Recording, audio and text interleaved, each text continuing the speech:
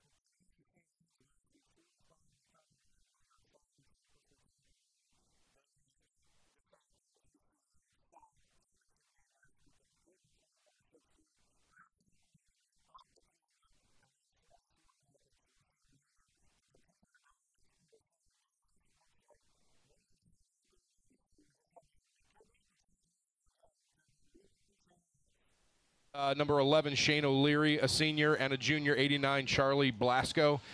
Slot receivers, Marcus Takancic, number 6. Wide receivers, Luke Sims and Trey Haddad, which is a name that you should remember from last year. There's also a name, number 3, Jake Babinski, which Mike Babinski used to be the athletic director at my college alma mater, Xavier University. So another little interesting fact here is the Crusaders' number 42, Andrew Stofko, has, I guess it would be a second cousin, if you will, and that is number 84, Jake Lamarand. Although I don't think Lamarand's going to get in. I think he is a little bit banged up.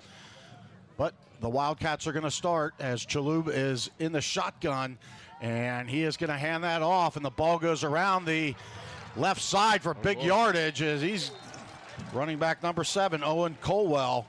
Rob, that was too easy, and he picked up a crisp 23 yards. Yeah, nice little off-tackle run for Colwell. Nothing fancy, as you like to say. Just hit the hole and accelerated. Going to have to tighten that up. Let's hope.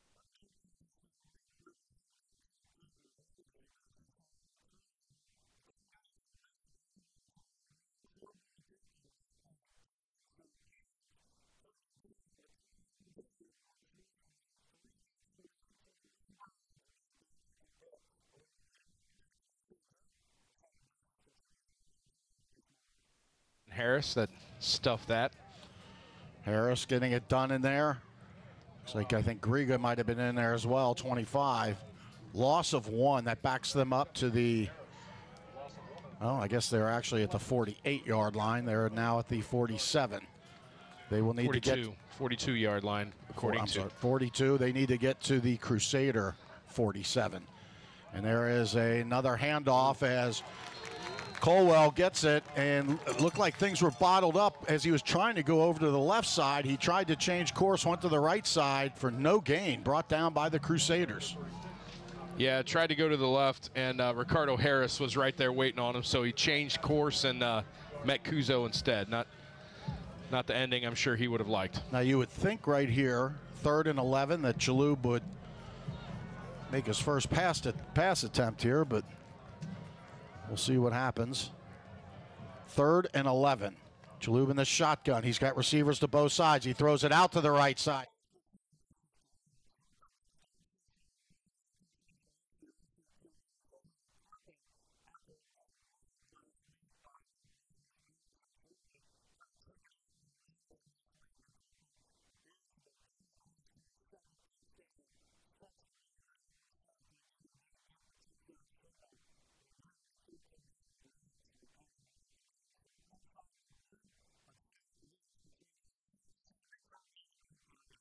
Goal. Mayim going to take it himself. This time he is in the end zone. Mayim 1 yard out. And Turpin has come out on top here with 6:16 to go here in the first quarter with their second touchdown of the game. This one by Mayim. 1 yard out. Mayim, that's 4 TDs. Senior Addie Burns trying to put on point number 14. And she drills it through. And just like that, Turpin is up 14-0 over the Lebanon Warriors.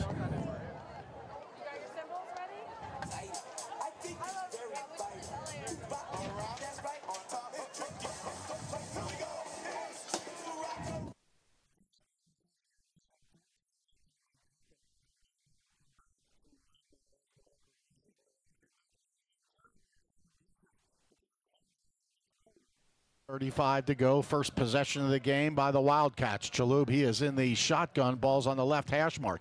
He gets it. He looks. He's going to throw a little swing pass. And not sure if that went behind the line. I think it did. Is it loose? Let's see what they are going to call. And are they going to wave it to the... Yes, they are going to give the ball to the Crusaders. Wow, how about that? You ask and thou shalt receive. That's right. Believe, is that Mariano Middleton wearing number 4 tonight? With the recovery. Big play by the Crusaders now. Again, that's where you, man, when you do that type of play, and it's not going forward, you got all kinds of problems if the ball's not caught. Yeah, and it was awkward. It was awkward coming out of the stance, after he got the snap. Chalhoub didn't look comfortable, and the throw was a direct reflection of that. Ponatoski, he has Cooper McCutcheon go from the left side to the right. Ball is on the left hash mark. Ponatoski in the shotgun, or the gun, the pistol, if you will, and he gives the ball to number 21, Dante Ware. Right up the middle, looks like he's going to pick up about 6.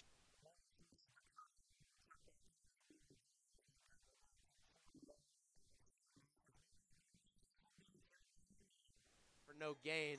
Roman Gar rolling all the way out to the left. Points for his guy to go upfield. It is picked off by Dawson Reap, trying to find a lane up the side.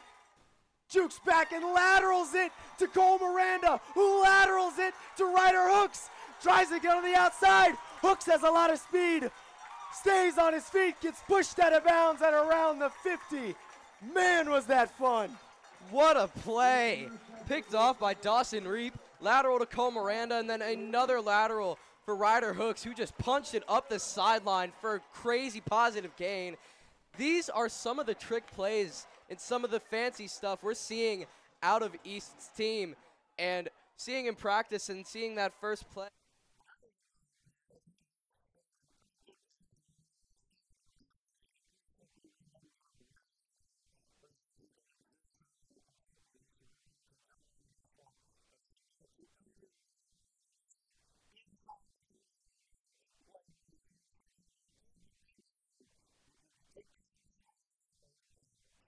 Step will line up to the left, none to the right. Becker behind him.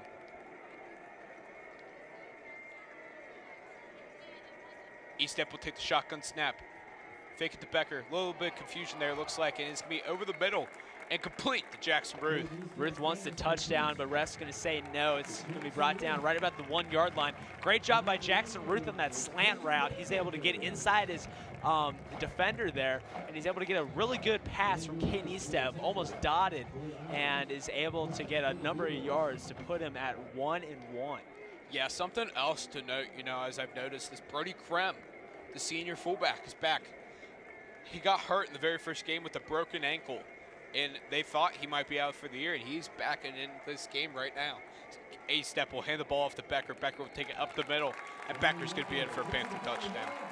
Becker able to follow that block from Krem, and he's going to go across the goal line. Puts Panthers up by 3. And see if Adam Ray can give us another one to put him up by 4.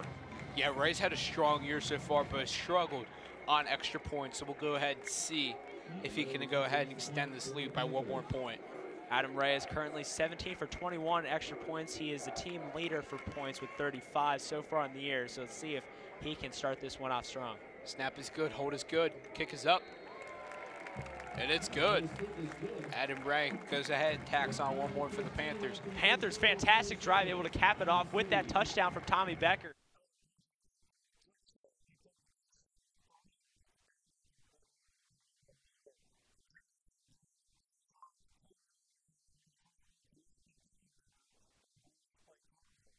To be something on the Crusaders, I would think. Nope. Encroachment. Yeah, all sides defense. I tell you what, flags are going to be hard to see with all this yellow on the field. Well, we had enough flags last week, so let's hope there's not too many. Yeah, let's leave them nice and folded and tucked in their pocket. And they move it half the distance to the goal, to the 4 yard line. Actually, about the 3.5 since we were on the 7. They're going to still stay with this havoc. Christian Harris in front of Connor Kuzo. They're going to give it to Kuzo. Kuzo's just going to barrel his way into the end zone. Love it. Big bodies. Love it. Churning and burning. Connor Kuzo. You know, the one thing is, Rob, you get the touchdown out of that, but the more comfortable they get doing that, the better it will be as we go down the road. Absolutely. Christian Harris looked like it was just another day at the office. The first time he did it, he was skipping out onto the field. Now he's like, all right, I'm taking care of business. Let's head back.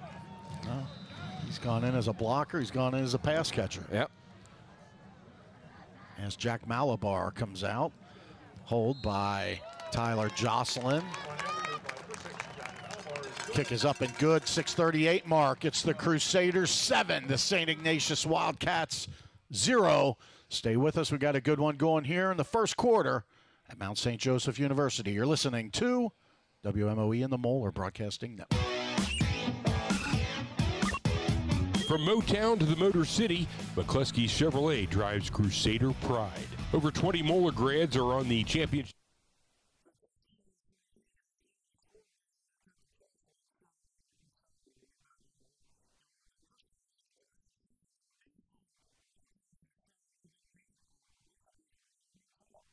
An audible here. There's Torrey Wingens at the top, Chris Hubbard again at the bottom. It'll be a fake to the right, and it's going to be a fumble, and it's picked up. An interception from Middletown. Middletown knew it from the start. Elijah Harris on that. That's twice now. Great plays from him. We talked about the TFLs. Not many times you see from a DB, but, man, it could have been a fumble, and then he picks it up anyways to kind of cancel out the fact that it could have been a throw, and it's an interception. So Middletown trying to get to a big start here.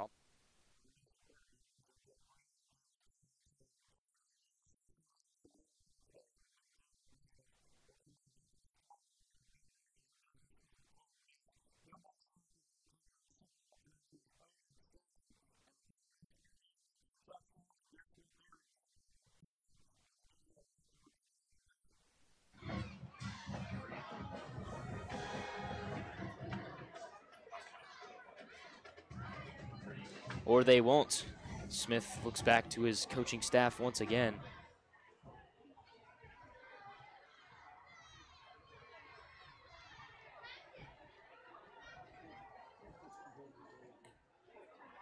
Smith. He'll look to fire. He'll take it himself again, and Smith stays on his feet and is finally brought down.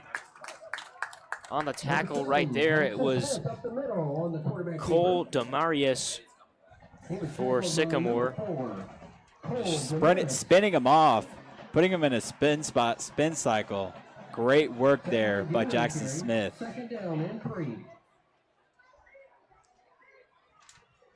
So it will be 2nd and 2 here.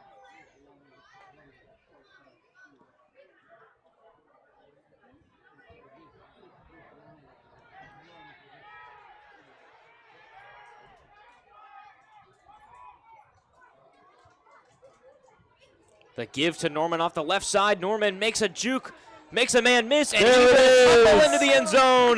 Touchdown, Lakota West. His 2nd of the night. Can't say his name enough. Kenyon Norman. Wow, look at that emote after the touchdown. Great stuff from the Firebirds. And it is a rout at Firebird Field. He's going to be doing a lot of that dancing after tonight.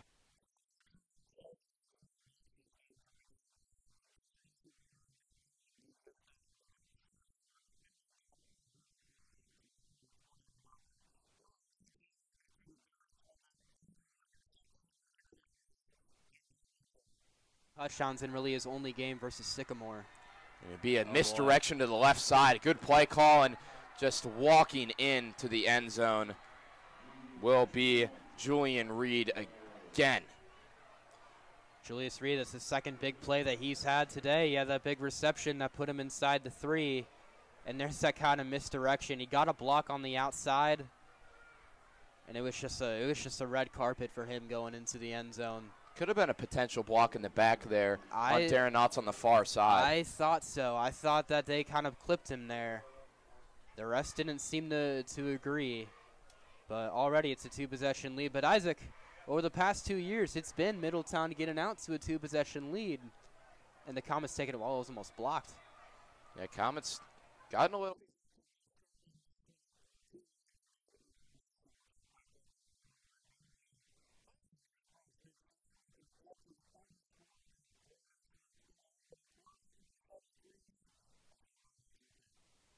Bluebirds. Not exactly sure what Highlands was trying to do there. It almost looked like they were trying to get only like 1 or 2 yards almost if it was like 3rd and 2 or something like that. But I guess they were just trying to put the ball in the hands of Tatum Lorenzen, see if he can get something started, as he stands at 6'2", 255 pounds. So he's got a lot of mass behind him and able to push some people away. The Reds going to go ahead and he's going to try to throw the football. They have him, he's going to roll out to the right. And it's going to be intercepted by Jared Lammers. He's going to go ahead and take it down the sideline. He's going to take it all the way to about the Bluebirds 45. Great play there from Lammers. He's having a great season, in pass coverage. He decided to not play last year and focus on baseball. And boy, has his comeback been a special one. That is his 3rd interception on the season. He's having a great year. Lorenzen steps in as the quarterback for that play there and picks it right off to Jared Lammers. Lammers, the ball almost went right to him, and he's able to get a number of yards, refusing to be brought down, and he is going to give a one-way ticket for a great field position for Elder's offense as they take the field now.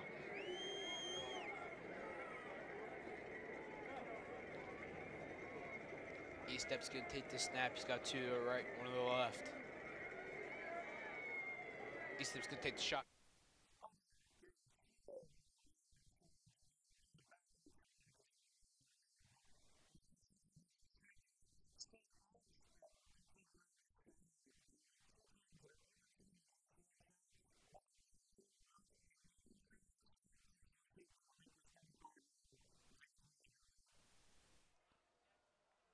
Snap by Nick Brady, hold, kick is up, and that is good.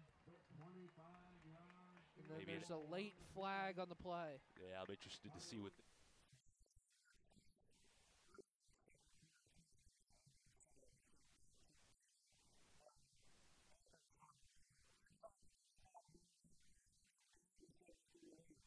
Owen.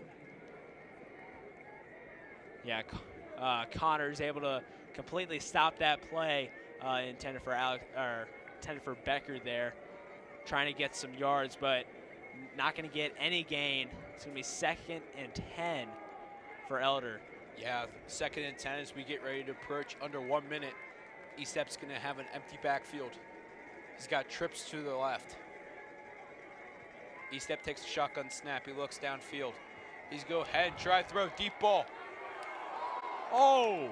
And Chase just out of the hands of Chase Walpole. Yeah, Walpole looks like he was a little interfered with there. I'm surprised there was no pass interference there, but ref doesn't see everything. Ref can't call everything, but just a nice effort there from Chase Walpole. A little overthrown ball there from Estep, but yeah, the opportunity was there.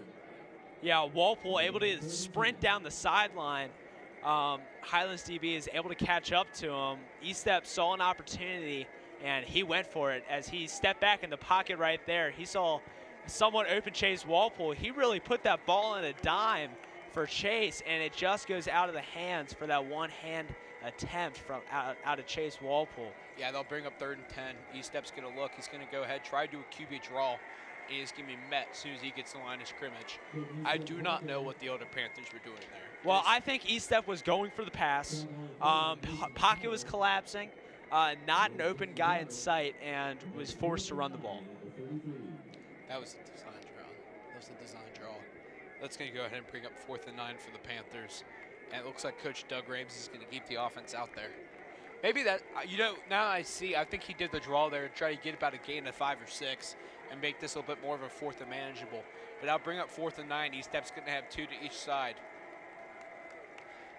You have star wide receiver Jackson Ruth at the bottom of your screen in the slot position. Estep's going to take the snap. He's going to roll with it. He's going to go backwards, and he's going to send up a prayer, and it's just going to go out of bounds. I'll bring up a turnover on downs, and I'll bring a turnover on downs. Nice play there for the Bluebirds from number 6.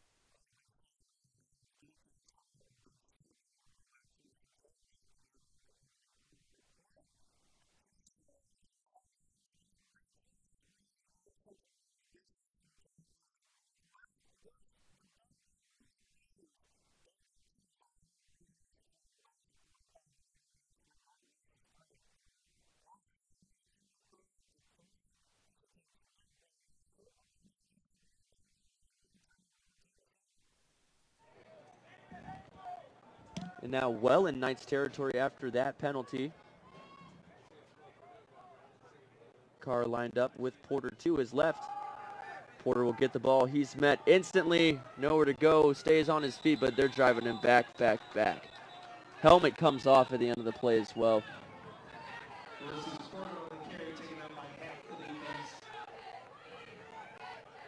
He just had nowhere to go.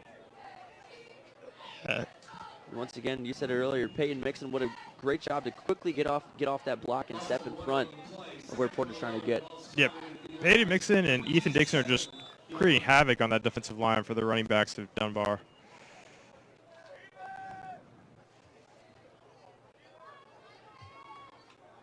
Looking at 2nd and 11.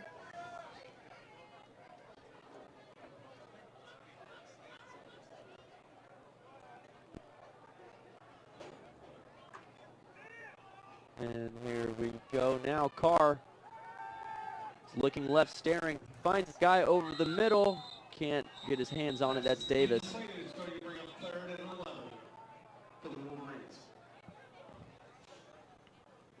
See if we got this replay here. Finds his man, good throw, but scary pass to catch as a receiver. Fits it right in between what looked like 5 Knights. Yeah, Carr's really threading the needle and having great success finding the open receiver, just making drops. But like you said, I mean that's going to be a hefty hit he takes if he were to catch that. We now got 3rd and 11 here.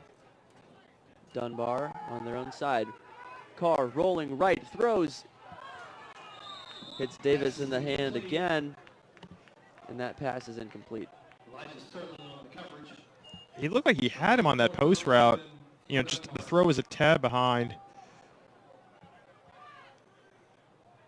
And now with 4th and 11, we'll see what Dunbar decides to do. I don't know. I'm not really sure about their kicking game, but this must be a long kick. Yeah, I've looked at briefly at their stats for kicking. They have not attempted a field goal this season, so I suspect they won't start it now.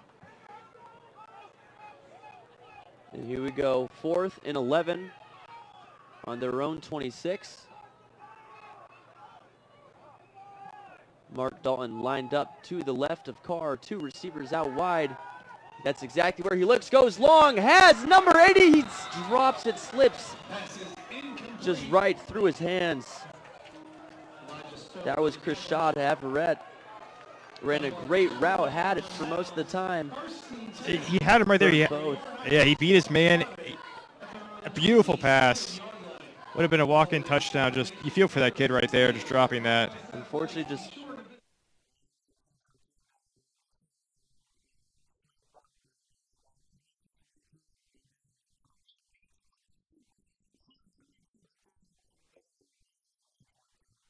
He's going to get the ball, and that's going to be 6 points. I mean, wide open. 25, wide 20, open. 15, 10, 5 touchdown. Holy They had cow. 3 Beechwood receivers on the side and only had 2 guys covering them. Paps flanked out, went wide, scored a touchdown. Yeah, so Nathan Paps' last 3 touchdowns, last 3 catches, 3 touchdowns. But again, there's not much you can do, St. Henry, if you leave a receiver like that wide open. I can understand you leave a secondary, third guy, wide open, but when you got a top flight guy like that, you have to put a body or 2 on him. Jack Mercer out for the extra point, 27 of 29 on the season. The freshman gets it done. And with 11 minutes and 48 seconds,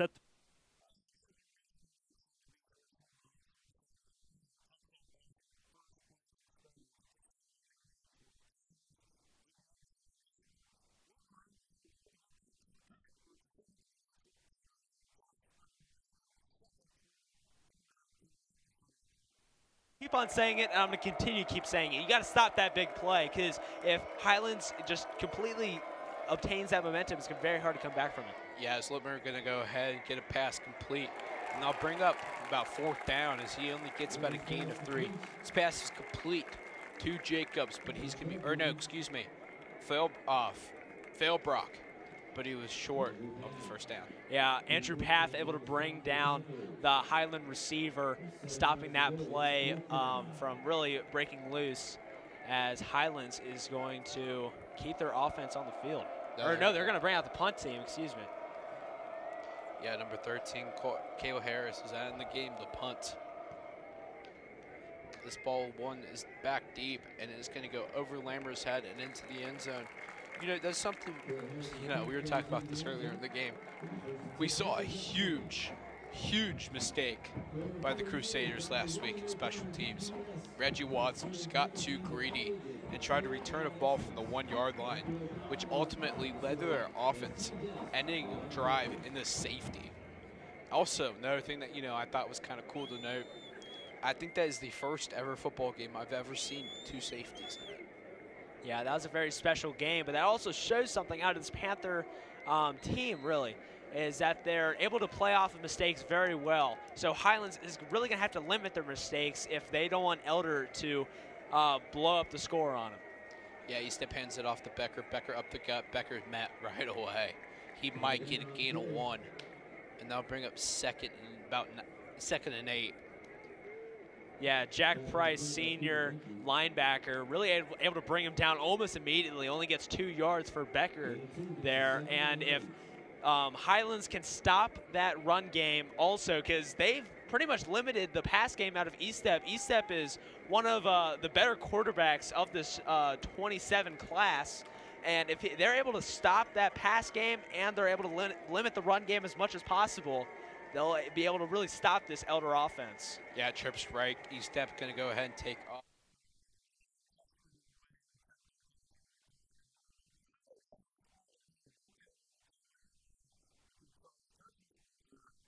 As Cole, Sir Indy Groskopf. Groskopf just getting a TFL, man, tackle for loss, and that's a 5-yard loss right there. Nice job by Groskopf to hold the edge, and hold it he did. Well, you know, the thing he did is he did hold the edge. You know, there's too many times when people just get burned by getting sucked in and then they don't keep the contain. Groskopf had things under control and a 5-yard tackle for loss.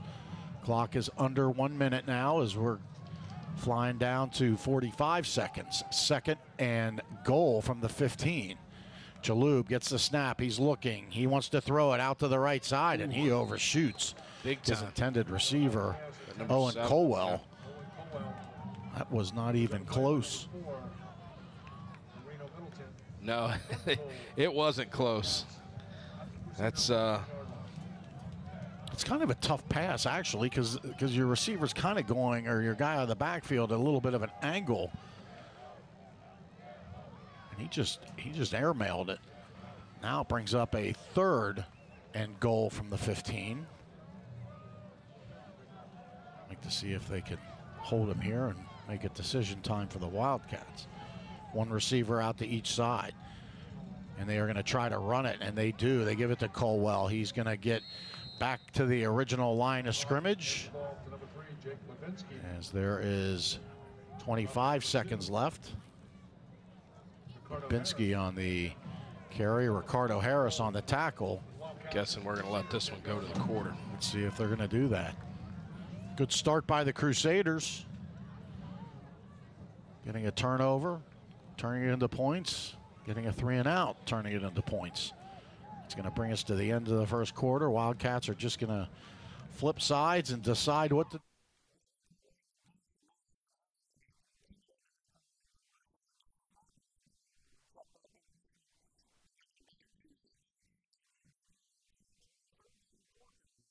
Snap, a drop back, look to the right. He's going to throw it downfield, and it's going to be intercepted by number 11, Carter Carnhorn, or Carter Cohan, excuse me. That is Eastep's 3rd interception on the year. Coach Ramsey is livid with the ref, thinking that ball hit the ground, and not quite sure if it did. I didn't really see it there. But, you know, huge play. That's Eastep's 3rd ever interception, and Ramsey is still going nuts. Yeah, Ramsey thinks he missed a pass interference there. He was pulling on the jersey. Definitely looked a little. We'll see this replay here. You can't really tell from that camera angle, really focus on the ball. We don't really know. It seems like Coach Ramsey saw what he saw, and the sharing section also.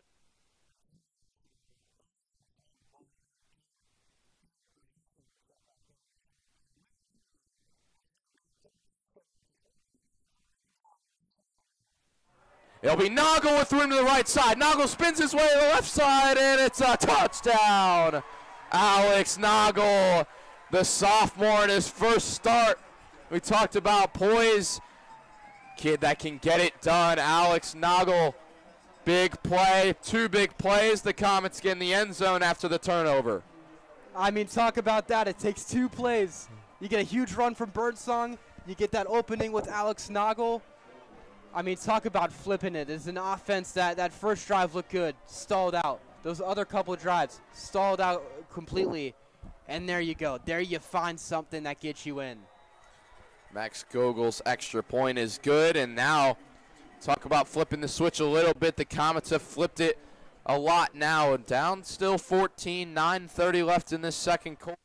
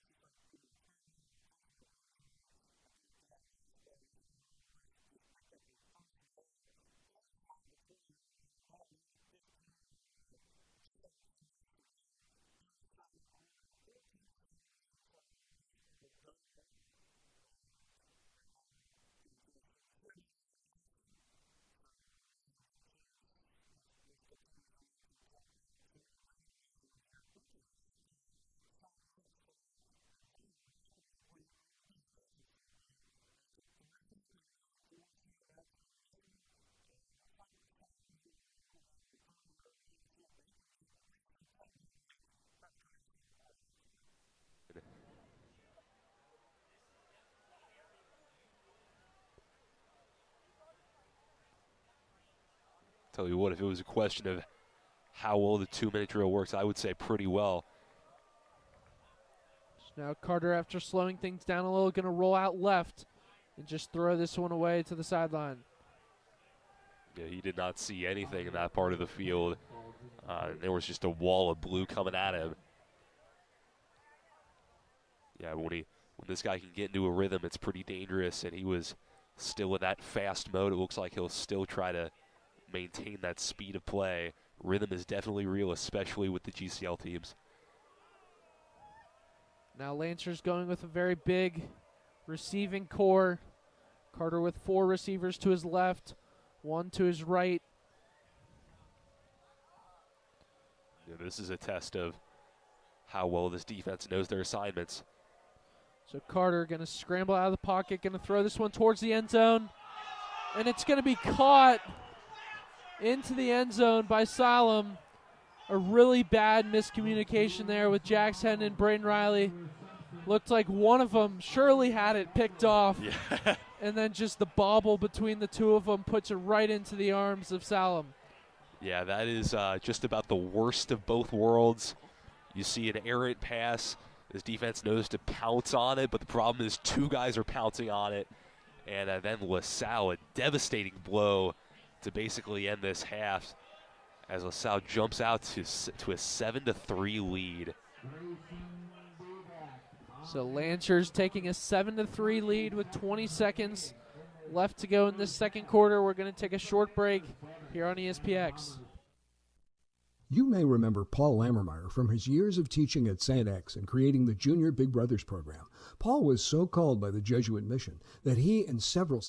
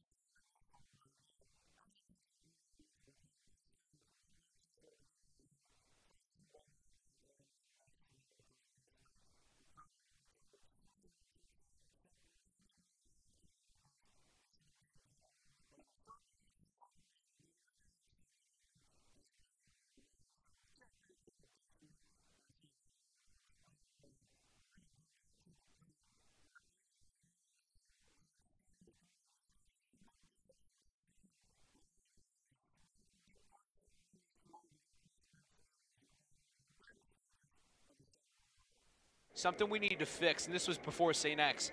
We're going to have to be able to run the football before we go into GCL play because we haven't been able to do that except for draw, and that shows right there.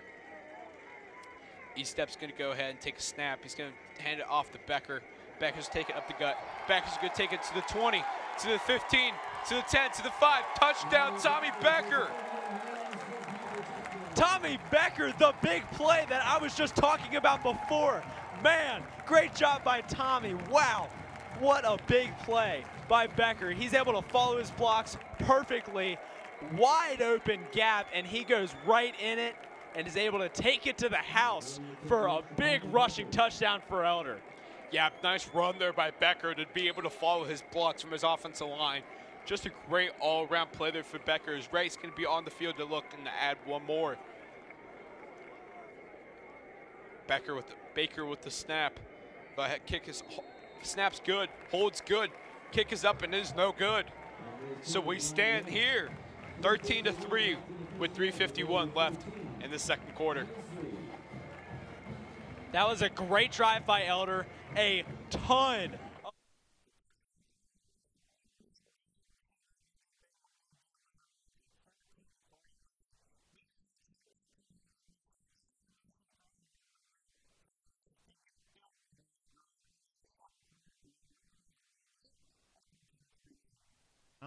Stop the clock, start the clock.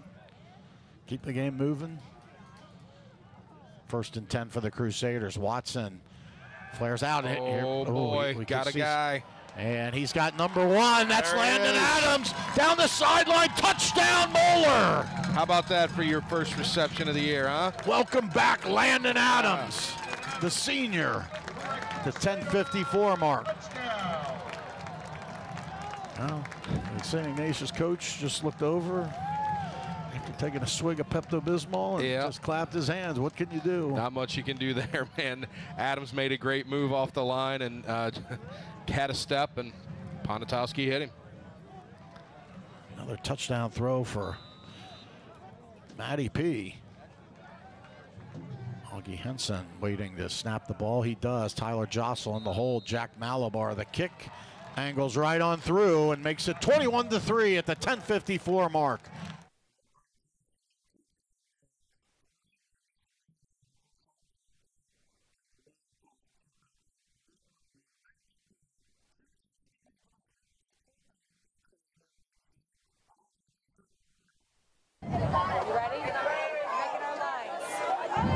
Except Failer had an ankle injury the last couple of weeks. He's not showing any kind of problems with that ankle tonight so far. And Pats is good, and the man breaks open here. That's number 13, Wyatt Lassen. Lassen down the line, and he is in for the touchdown. 49 yards.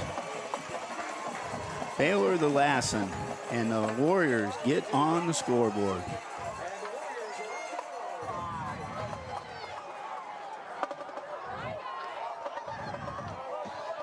He broke a tackle, it looked like, right about the line of scrimmage, and after that, he was off to the races. 49 yards. TD number 13 pass for Failer this year. Lane trying to put on point number 14. Oh, I'm sorry, point number 7. Looking around, I don't know if they want to do a 2-point. No, they don't have enough men on the field. That's the reason they're looking.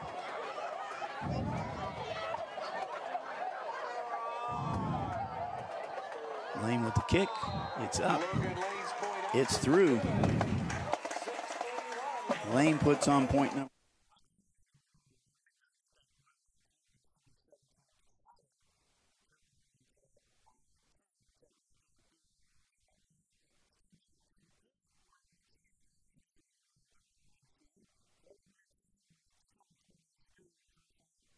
Throw.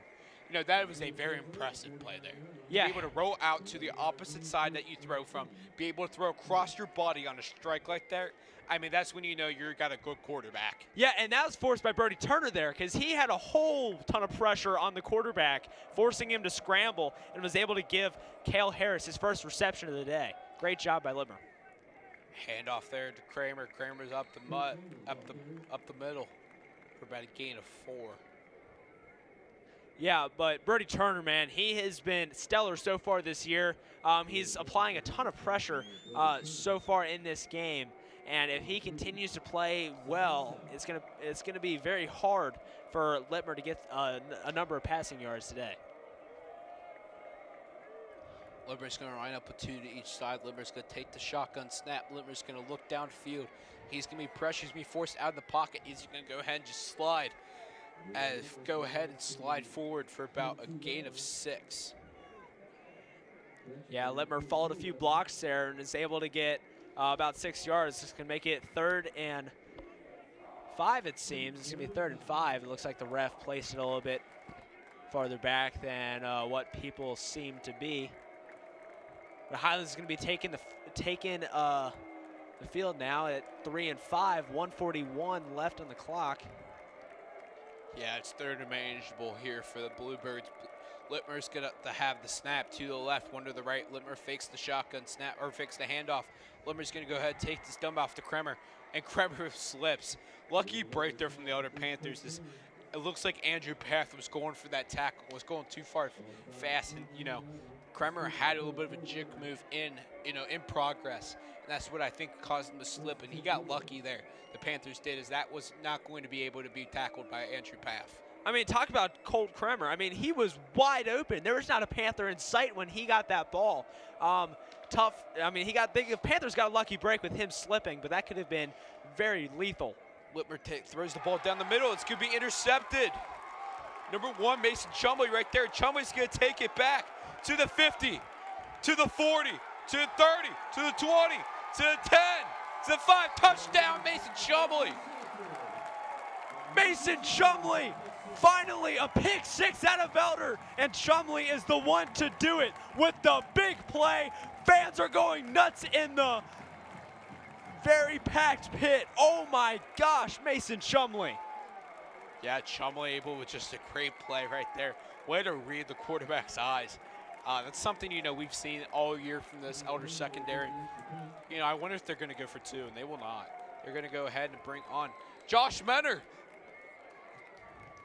Josh Menner, we're this excited because this is his first time on the varsity stage. Let's see what he can do here. Josh Menner takes up. The kick is up, and it is good. Menner's kick is good. Now we'll go ahead and make this game 20-3 Panthers. Menner gets his first extra point. Chumley gets his first pick 6, and it puts the Panthers up 20-3 against the Highlands Bluebirds.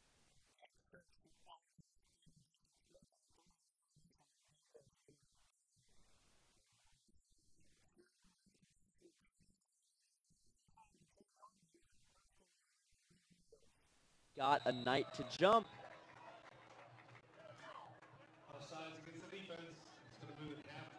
And that is that's a mental mistake by Northwest. Yep. First and 10 is now 1st and 5.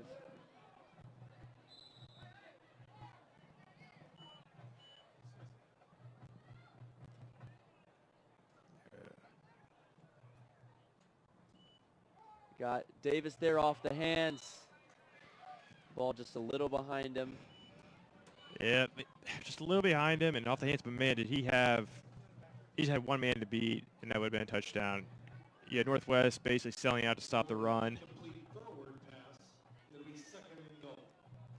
And now here with 2nd and goal.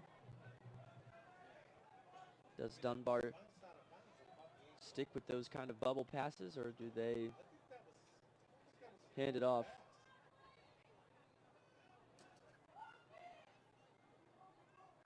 Mark Dalton and Ulysses Porter in the backfield. Carr hands it off. Porter, strong, pushes in for the touchdown. Dunbar put 6 on the board. Ulysses Porter for his 2nd score of the day. Yeah. That's 66, 69 on Dunbar, 79. Just great job sealing there and creating enough of a crease. And just moving that defensive line of Northwest out of the way.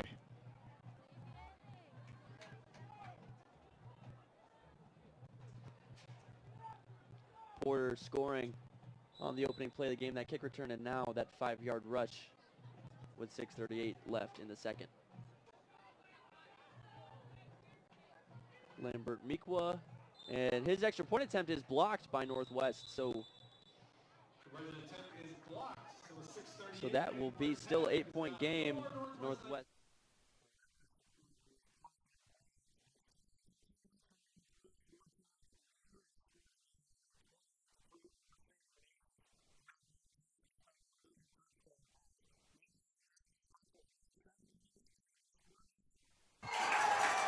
He has Lassen in the end zone, and it is a touchdown.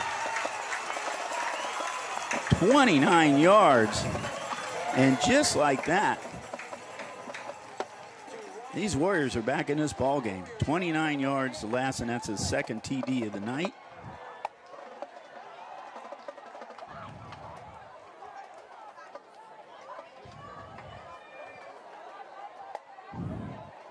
Lane trying to put on point number 14.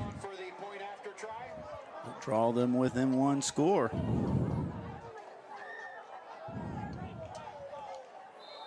And he does. So a game that was 17-0 about 4 or 5 minutes ago, time-wise, has now turned into a 17-14 game. As Luke Failer has found Lassen for the second time tonight for a touchdown. Lassen, that is his 7th touchdown of the year, his 6th one as a receiver. And Failer his 14th touchdown. We're going to look at that touchdown once again.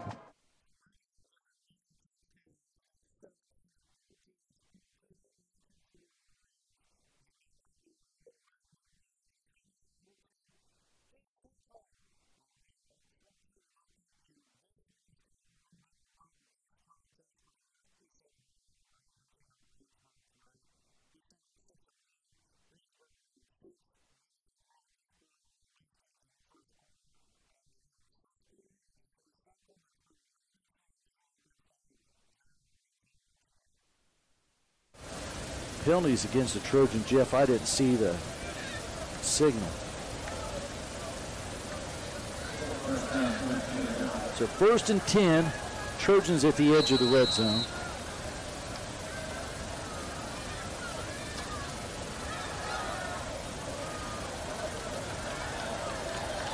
This one goes to Sally. He's brought down by Kilgore. I think Orsini went over around the 3-yard line. A nice counter there, and again, talking about those wide receivers blocking.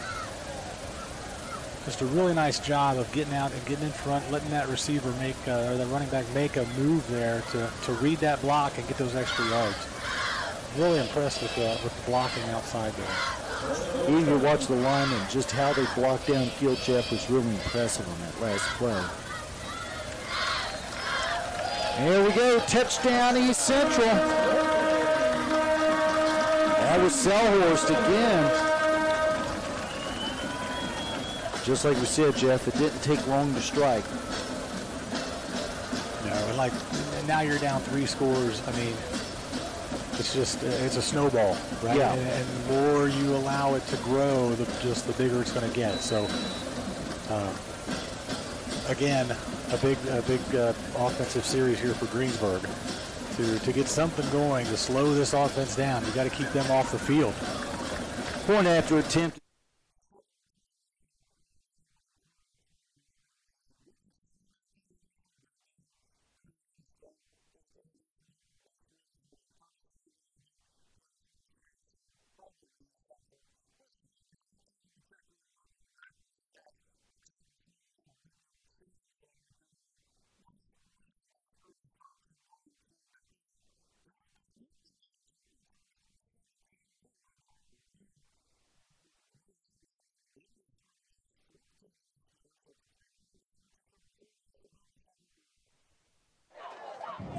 To the 34-yard line. So going to be set up 2nd and 12 now for the Spartans.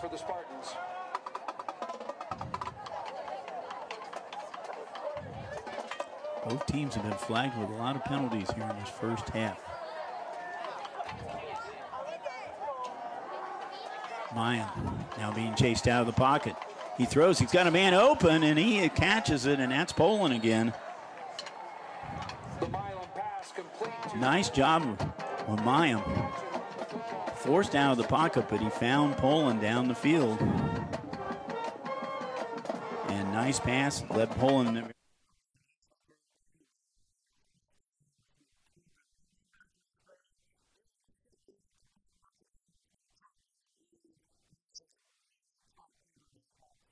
Sprite, one to the left. Lippner's going to go ahead. They're going to do a Hail Mary. Lippner's going to step forward, just launch it downfield, send a prayer. And it's going to be intercepted. Jared Lammer's going to take it down. Jared Lammers to the 30, to the 40, to the 50. Lammers is going to be brought down at the Panther 35. Or the Bluebird 35, excuse me. Lammers, big play to end off this half. Man, great job by Jared Lammers. You really just want to prevent the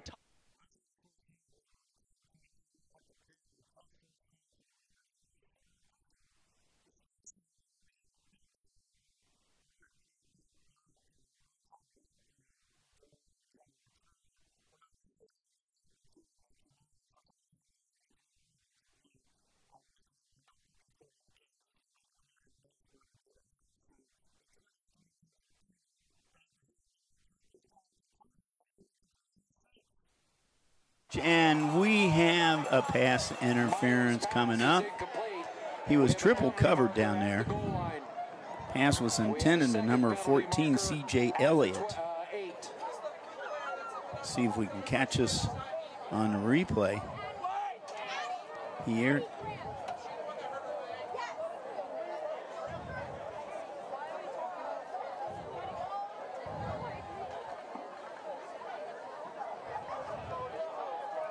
It is pass interference. It is on Lebanon. And it'll be 15 yards. They haven't marched it off yet, but it'll be a first down.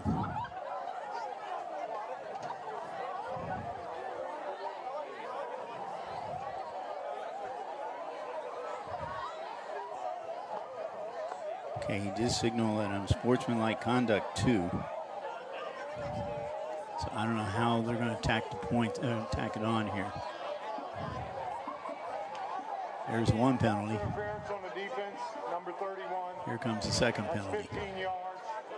That is really tough for the Warriors. That's 30 yards in penalty. Puts the ball down at the 8-yard.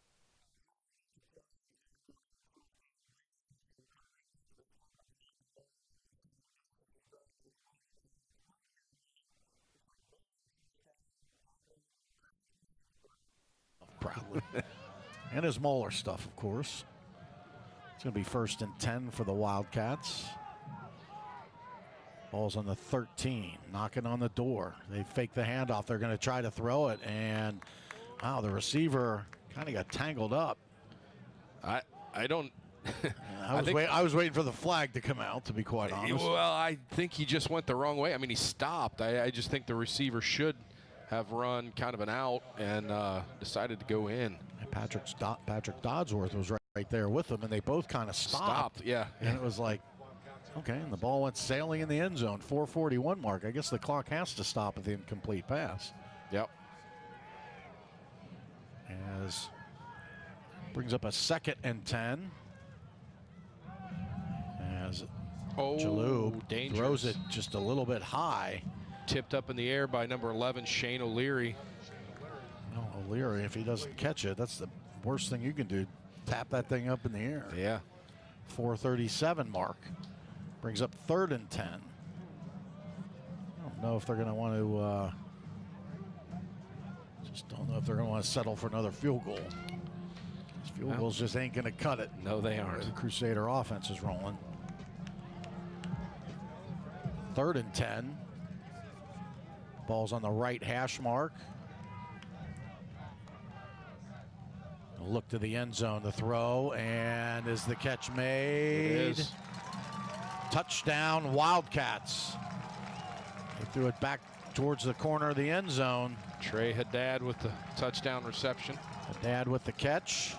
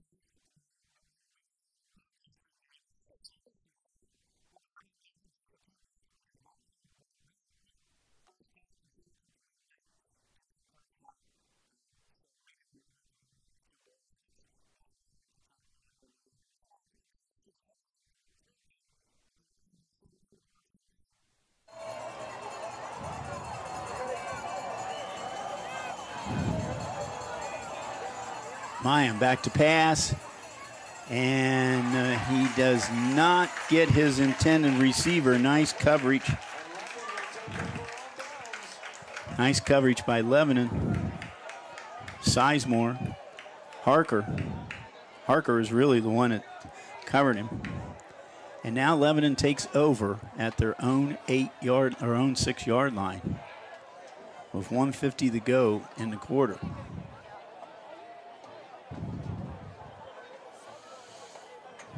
I think right now Coach Failer does not want to give that ball up again to Turpin and give him another shot at scoring. So right now they need at least a first down in the worst possible way. Luke Failer. Schmeg gets some running room, break one tackle, gets some positive yardage. Clock is still ticking.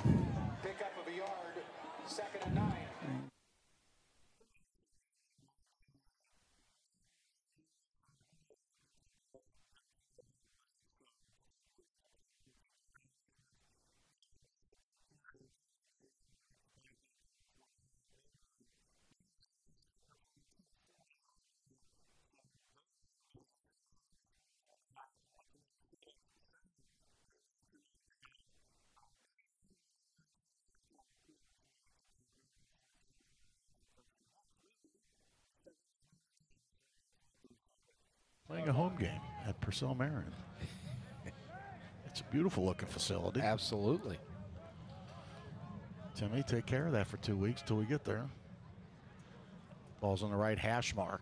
Ponatoski gives it off to Jocelyn. Jocelyn, he wants to get the rest of the first down. He does as he gets it out into Wildcat territory. Got knocked backwards, but able to get that to the 48-yard line. See if the Crusaders keep kind of grinding it out here. 3:35 to go. Well, Tyler Jocelyn rushing about 6 yards a carry, so I would say let's grind it out until they stop it. Like how you're thinking again. Two receivers out to the left. And, of course, right as we say that, Ponatoski, he takes it around, and he's going to get knocked out of bounds. Let's see if he picks up some yardage. Maybe two. They're going to give him only, they will give him two. A little indecision there by the I like by the stripes. We're going to put the ball at the 47. Put it at the 46. 3:16 to go. Matty P ran out of bounds, or got knocked out of bounds, whatever you want to call it. Tyler Jocelyn behind number 7 in the pistol. They give it to Jocelyn. Jocelyn running just straight north and south, and first down yardage. Man, he's just making it look easy. Well, Jocelyn's not the tallest of running backs, but man, he gets low and he is hard to bring down. Yeah, absolutely. Now, actually, we got to give a little love to the fellas up front. Oh, absolutely. They're making it look easy. They're opening the holes for these running backs. So those offensive linemen. That goes hand in hand. Michael Blum, Coach Blum's unit doing the job.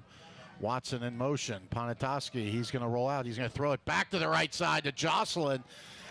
Didn't totally fool the Wildcats. Initially it did, but nice pursuit. As number 35, Packer for the Wildcats, not fooled. That's called staying home. Had he not, Jocelyn would probably be in the end zone. Clock rolls down to the 2:20 mark. Brings up 2nd and 7. Crusaders going to need to get inside the 28, almost to the 27-yard line. Ponatoski gets a little wide receiver screen to get it to Reggie Watson. He is going to get spun around. Still slippery, and is the ball loose? No? It looked like it was loose, but I don't think it was. Everyone was just trying to bring down Reggie Watson. Man, they just got him by the jersey, too. Brings up. Is that 3rd and 4? Looks like there's going to be a timeout taken by the Wildcats. Unless they want to maybe save some time. Let's take a quick break. Crusaders driving up 28-10, 1:43 mark. second quarter. Stay with us. You're listening to WMOE and the Moeller Broadcasting Network. Mark Sweeney, Buick GMC, is a proud sponsor of Moeller Athletics. Located just 7 minutes south of Moeller, 30.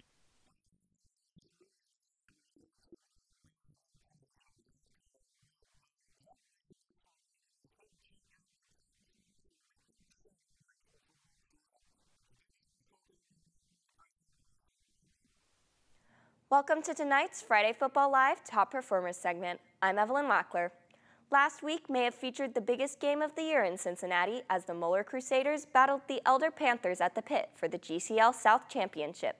The game featured two great quarterbacks, but it was the receiving of Elder wide receiver Jackson Ruth that made the difference. Ruth caught 9 passes and 2 touchdowns to lead the Panthers to the championship and extend their undefeated season. Another great performance last week came from Cincinnati Hills Christian Academy's Max Laban. Laban scored a touchdown receiving, rushing, and from an interception. The name Keegan Mayer is a familiar one in Northern Kentucky. He's been a top running back for one of Northern Kentucky's top teams. Last week, the Cooper senior running back became the school's all-time leading rusher, and he found the end zone 3 times as the Cougars defeated Dixie Heights. Staying in Northern Kentucky, it was St. Henry High School's Lewis Pate who perhaps turned in the best defensive performance in the tri-state. The linebacker had 17 tackles, forced a fumble with a fumble recovery, leading his Crusaders to victory. Another outstanding defensive performance was turned in by St. Xavier's Braden Riley. He had 9 tackles, he forced a fumble, had 2 blocked punts, and came up with a game-saving interception as the Bombers defeated Louisville Trinity. Last week also saw 2 of the biggest game-winning plays of the season, one on defense and one on offense. On defense, it was Fairfield's Jake Schwartz who stopped Mason's quarterback from scoring an overtime-winning 2-point conversion. And the offensive game-winning play of the night came from this goal line reception by Highlands' Taden Lorenzen. He took a massive hit but held on to the ball as the Bluebirds defeated their Class 4A rival, Covington Catholic. Remember, you can watch real-time great plays by great players each week in Red Zone style here on Friday Football Live. Our live stream can be found on YouTube at Friday Football Live. Also visit our website, TGIF Football, to learn more about us. And follow us on Instagram and X at TGIF Football. And don't forget our show concludes each week with the High School Football Tonight radio show, produced by TriStateFootball.com on either ESPN 1530 AM or Fox Sports 1360. Now back to the games.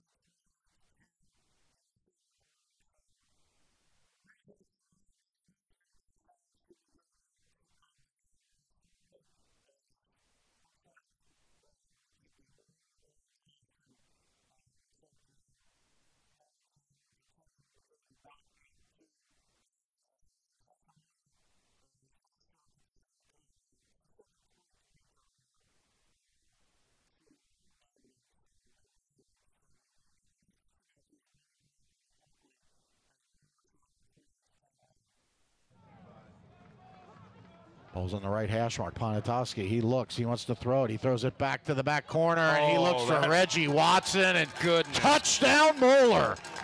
Rob, we had a perfect angle for that, where Matty P just threw that ball to the back corner of the end zone, and Reggie Watson said, just watch me go there and get it. Yeah, that was filthy. There's no other word for that. Matt put it right where it needed to be. Only Reggie Watson could get it, and get it he did. Wow. All right, so Ponatoski with his 4th touchdown pass. Before halftime. There's another day. We still have 46 seconds left. That's true. Let's not get too greedy here as Malabar stays perfect on the year.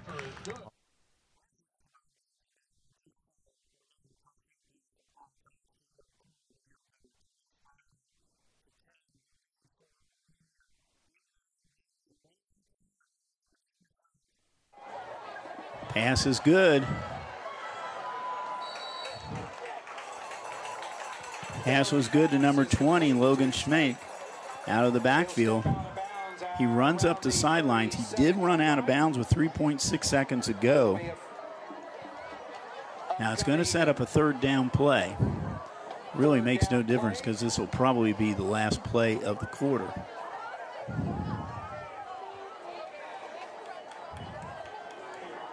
All right, could this be where he goes for the end zone? They do have 5 backs back for Turpin.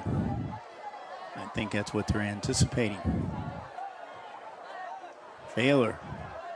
He does go for the end zone. The catch is made, but the time has run out. Catch was made by Daniel Wallace right about the 2-yard line, and time ran out. So that sack was big. So 17-14 is our score at halftime. Lebanon will get the ball to start the third quarter.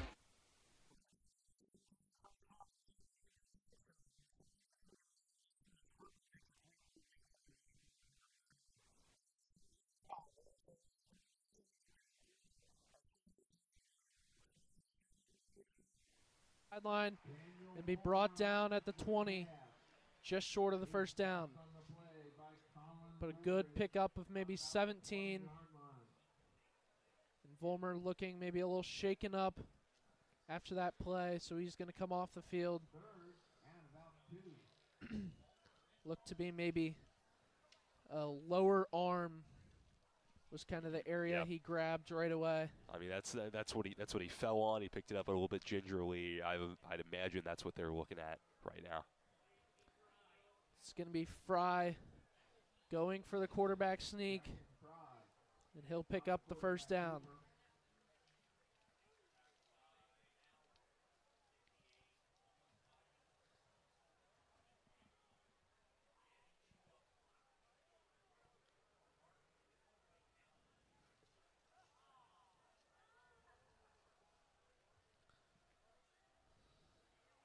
It is worth knowing they have not. So now it looks like the chains quite yet. Looks like they're going to actually bring the chains out to measure this one. Something maybe you don't see too much. No, in high you do school not football. see that often. So that must mean this is about as close as you can get.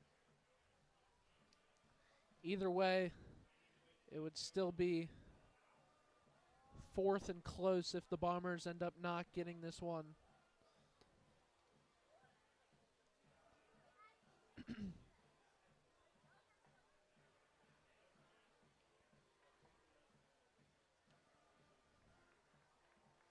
The Bombers will get the first down. That's good. That's a big play, especially when you have a big pause like that and it goes your way. That does a lot.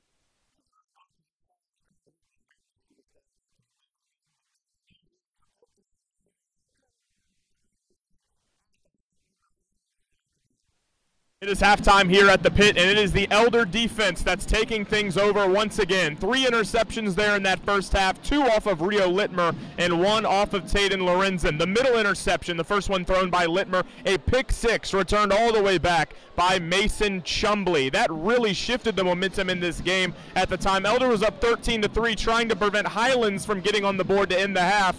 They stifled all Highlands' momentum and put themselves up now by 3 scores at the half. 20-3. It's been a big first half for Tommy Becker as well. The running back, who was relatively quiet last week against Moeller, is making his name known again this week. 2 first half rushing touchdowns, 1 from a goal line situation and another that he burst to the house from 40 yards out. 20-3 at the half. The Elder defense continues to play well, and the Highlands offense just hasn't really been able to get anything going. Their 3 points were scored on the first drive as a result of a strip sack of Caden Estep that gave the Bluebirds the ball well into their own territory. They were only able to move it up to the Elder 18, where they were forced to kick a field goal. Kai Anderson was able to put it through, and that gave them the lead just momentarily. But since then, 20 unanswered points by the Panthers, and they're starting to round out into form as what's supposed to be the best team in Ohio Division I at this point. They sure look like it in the second half, in the later stages of that first half. The second half is on the way here from the pit. Panthers by 17.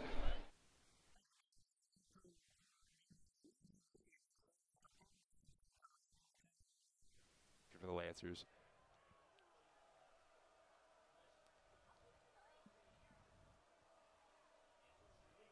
Pride takes a snap. He's dropping back. Pressure coming. And he's going to be going down as the refs blow the whistle. He'll be pushed back to the 20, making this a much different scenario. Now 4th and 12. Yeah, that's a shake-up, and it looks like that not even a thought. Looks like Owen Davidson will have a chance here to narrow down the lead.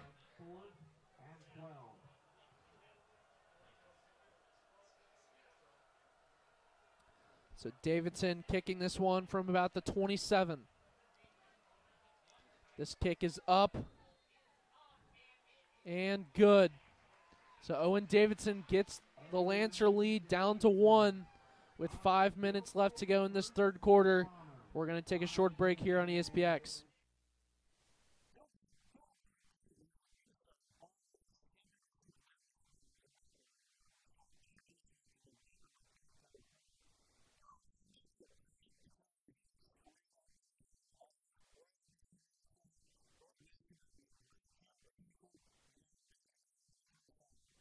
Northwest ball with a minute to play on about the 26-27. Yeah, in one timeout. I mean,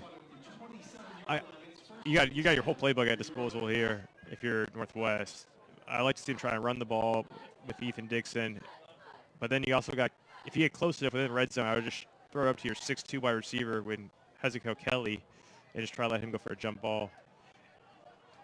One thing to note, too, for Northwest is they do have a good place kicker. So if they get within range, they could try and do a field goal. They go right back to Dixon, third straight, when it's their ball, and he keeps fighting again. I would,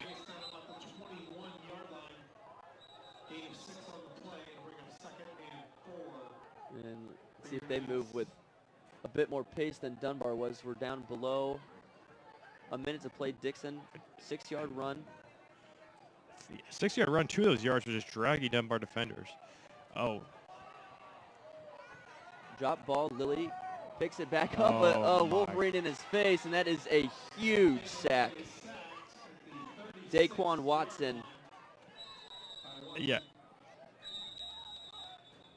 Just a great play there.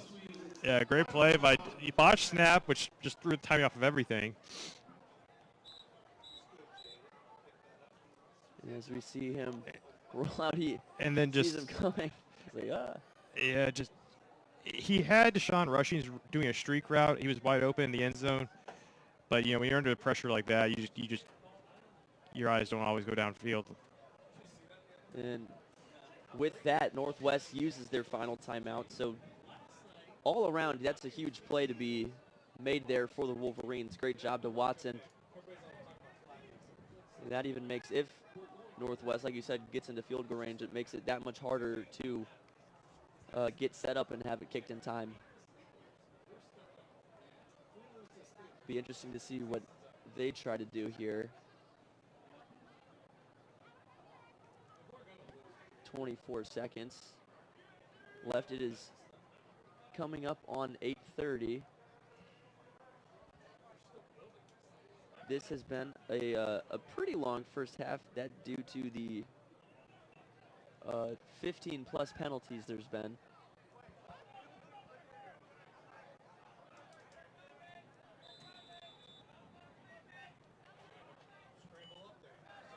Third and long. Lilly looks deep, back shoulder, ball is not caught, a flag is thrown.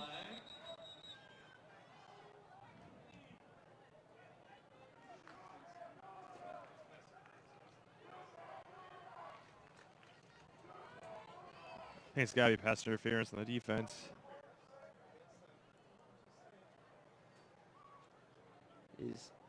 It's just the discussion about the penalty. Yeah. Pass interference on Dunbar. Let's see if we got another view. Lilly sees it, wants to just throw the ball up. Yeah. And yeah, that is. He left arm on his shoulder there. Then he gets head around. just gets his hand on the shoulder of Elijah Sterling. There's a Manu Beverly. It's another big penalty. 18 seconds here, first down. Knights goes right back to Sterling. Just no one there. You know what? That was actually probably a good incompletion. If he would have caught that, they got to hurry up to the line. They couldn't stop the clock, and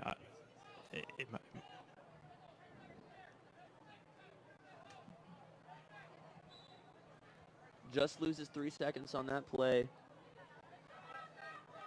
Downs don't really feel that important in this moment. if you're going to throw, make sure they're in the end zone at this point. You know, you can run up and try and spike the ball.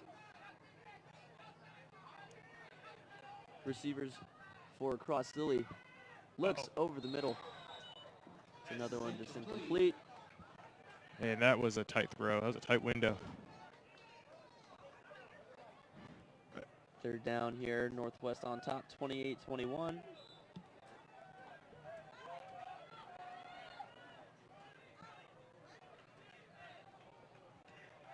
No timeouts left in this game, or this half, sorry. Parker Seibel staying loose on the sideline. Dummy play doesn't work. Jalen Lilly, 3rd and 10. Ethan Dixon in the backfield. He throws towards end zone. Had Hezekiah Kelly, but misses him. We're now staring at 4th and 10 with 8 seconds left. Yeah, he had Hezekiah Kelly there. Just threw it a little outside of him, but man, did he have him open on that post route. And we'll see how this field goal attempt goes. Parker Seibel been perfect so far today on his extra points.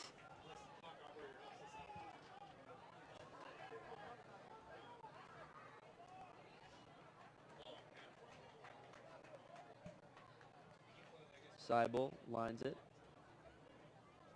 Snap, hold, kick. Up and good. Parker Seibel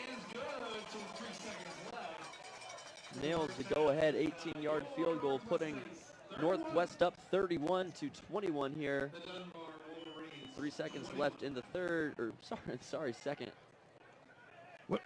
What a flip also within like the last, 2 minutes and 26 seconds. It was a tied game. Northwest goes down, scores a touchdown, takes the lead.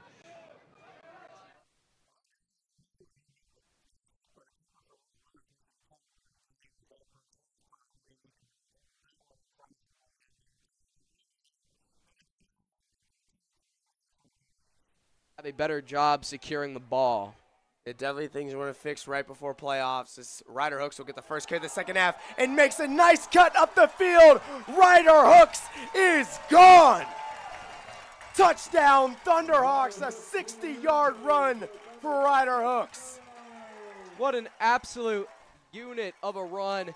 That was beautiful. Ryder Hooks got free, broke off, and he was gone from there.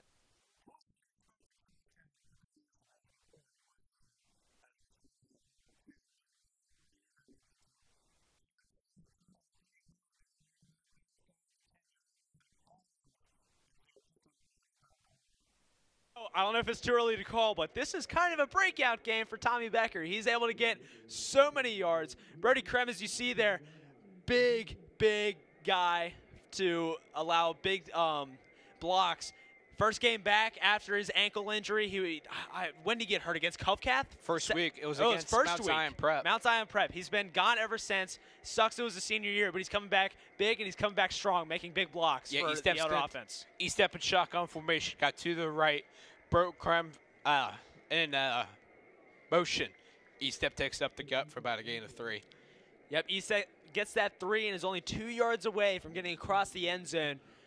Panthers, great position to score here in their first drive coming out of the halftime break.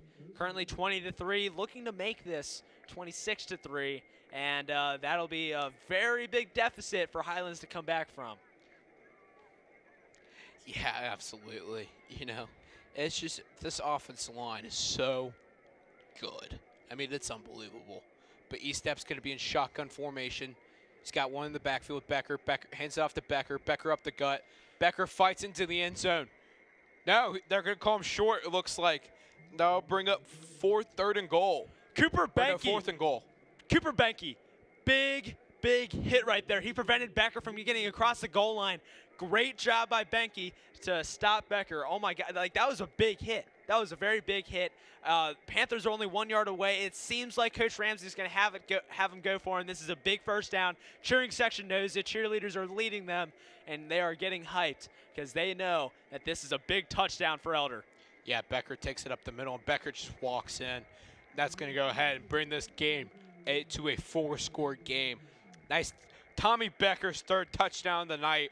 What a game for Tommy Becker. I mean, it's been a great night for Becker.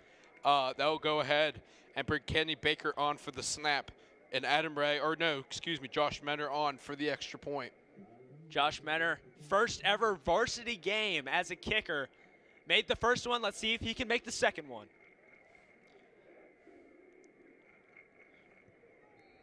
Snap is good. Hold is good. Kick is good. Josh Menner. Josh.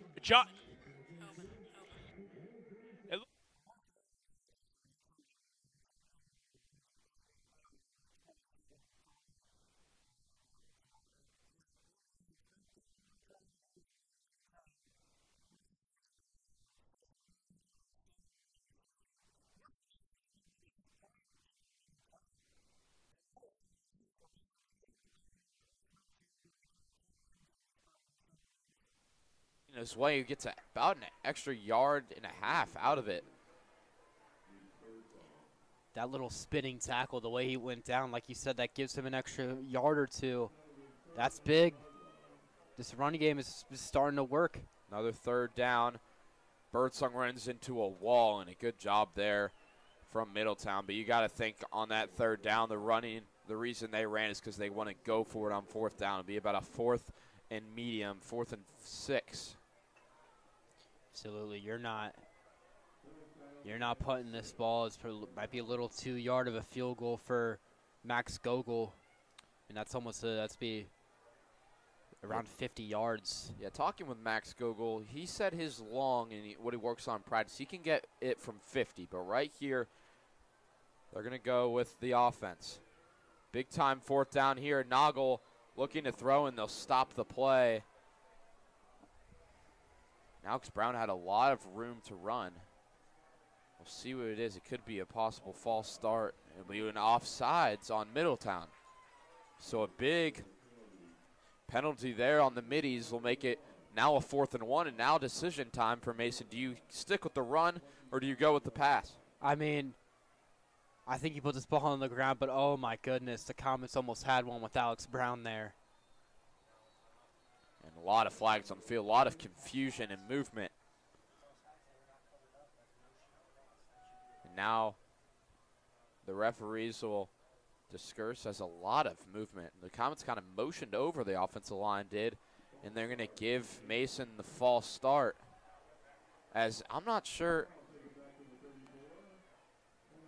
because the Comets moved, but Middletown kind of jumped, and they were motioning over, which is a legal play. It's not, if they all move at the same time, which they did, it wouldn't be a false start on one particular player. And I don't think they got that one right. And Middletown did jump. So almost back to the beginning, now a 4th and 6. Mason's got to hurry up a little bit. 15 seconds left on that play clock. 8 minutes left in this 3rd quarter. Mason can't get a play in because Coach Kastner is kind of talking with the referee about the last call, and they'll have to waste a timeout on it. A couple times so far this year, the Comets have kind of found themselves in spots like that with the flags. And, you can say the good thing is about whether you like the call or not, it brought you back to where you were on that first 4th down. You would love to have a 4th and 1, but you have a 4th and 6, so it's not a 4th and 12 or something a little harder to manage like that. But, you're in this.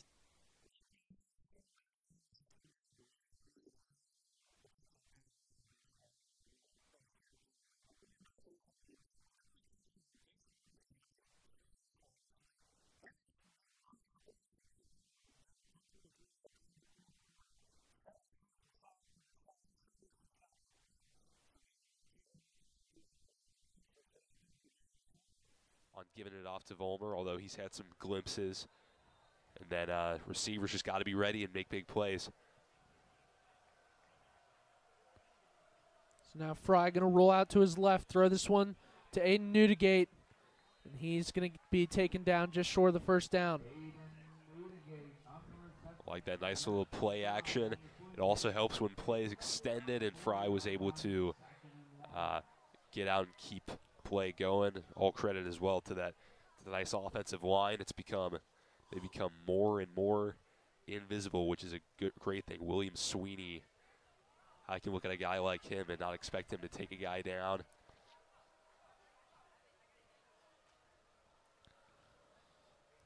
Fry takes the snap, hands it off to Vollmer. Vollmer going to power his way through the middle, pick up the first down and some extra. Get a gain of about 3.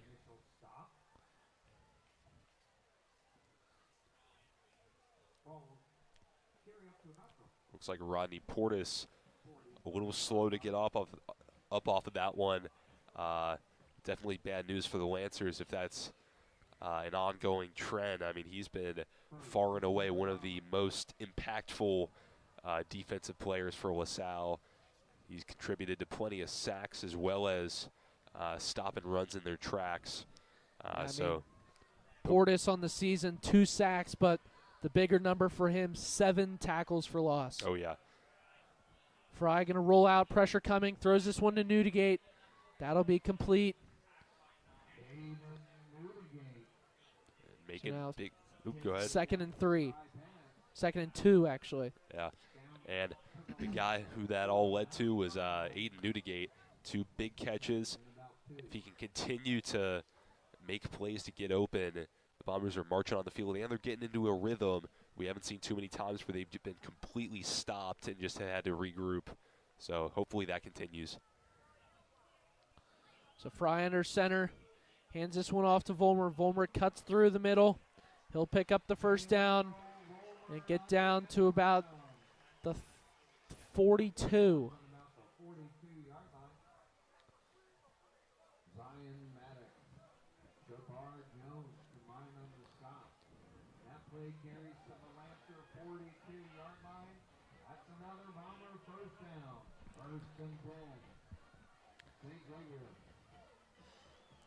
And something to maybe keep an eye on. We've already seen it this game, just a kind of running clock type of game. Now 8 minutes left to go. We'll see how Coach Speck decides to go with this drive while managing that clock. Fry is going to look to throw this one downfield to a wide open Alex McClatchy, and he gets into the end zone for the touchdown. Yeah, I mean, that's how you manage the clock is you get a touchdown and you get into the lead. That gives you so many more options. And now the Bomber offense comes through and they put the pressure on LaSalle to score points. So the 42-yard touchdown to Alex McClatchy puts the Bombers up. And now Owen Davidson out. And actually it looks like Jackson Fry might still be out there. So Bombers will look good to go for 2. The decisions. They have elected to go for 2 a few times this year, but I'm having a rough time guessing the number, but I can guess the times that it's been converted on, which would be 0. So this would be a great opportunity to change that stat.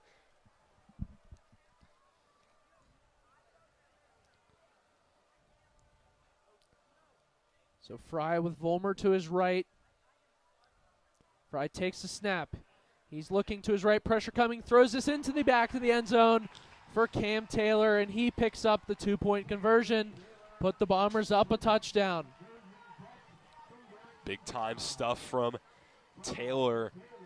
And wow, just a great march downfield from Fry, finding Newdigate twice, and then McClatchy all the way down. And now the Bombers have a commanding 14-7 lead over the Lancers. Now the defense just has to do what they do best.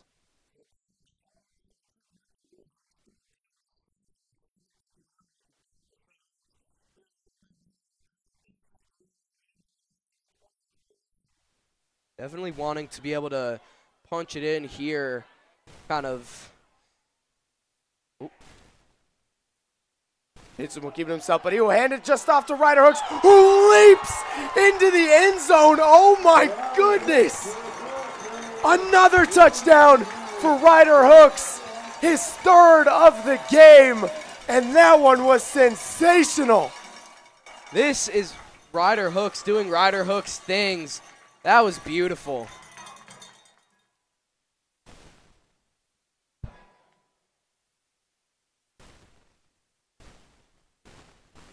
That might have been Ryder Hooks' most fun touchdown of the year. Fitzstevens' extra point is up and good. This East lead gets pushed even further.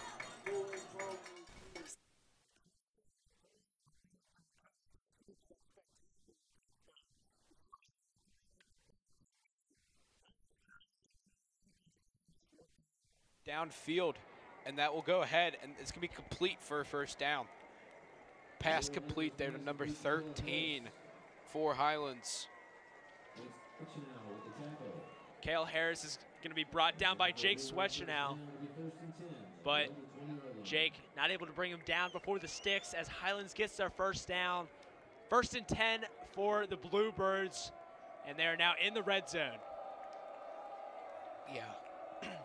Littmer, shotgun snap, over the middle, complete, and he's going to be brought down about the 3-yard line.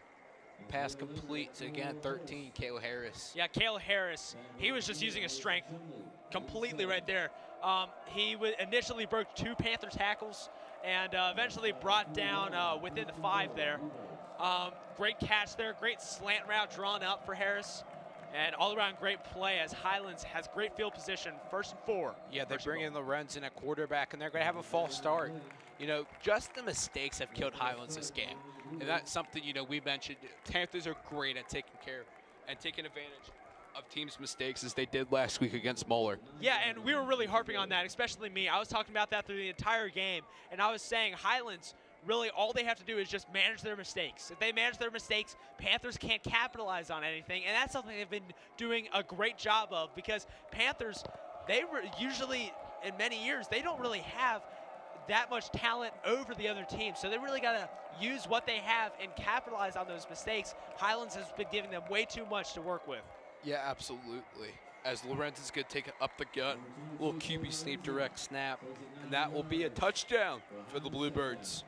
That would make this game 27-9. The Super Bowl champion's son, Tayden Lorenzen, steps in as quarterback and takes it across the purple goal line as Highlands finally gets their first touchdown of the game. 27-9, looking to make it 27-11. Yeah, it looks like they're going for 2. They might as well. Lorenzen's staying on the field. Let's see if they'll give it right back to him. They might as well try and make this a 2-score game. Littmer's got the ball. He's under center. Littmer with the snap, and it's going to be fumbled. It's going to be a little shovel pass out to Kramer, and he's going to be stopped. But there is a couple flags on the field.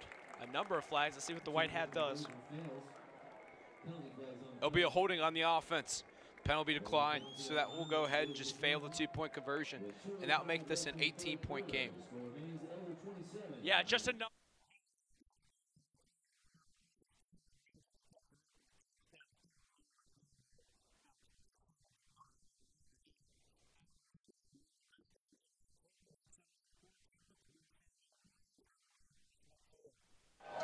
And over the middle, that pass was good to Louder, the big tight end. He's a good target, 6'5", 235 pounds. Crossing pattern.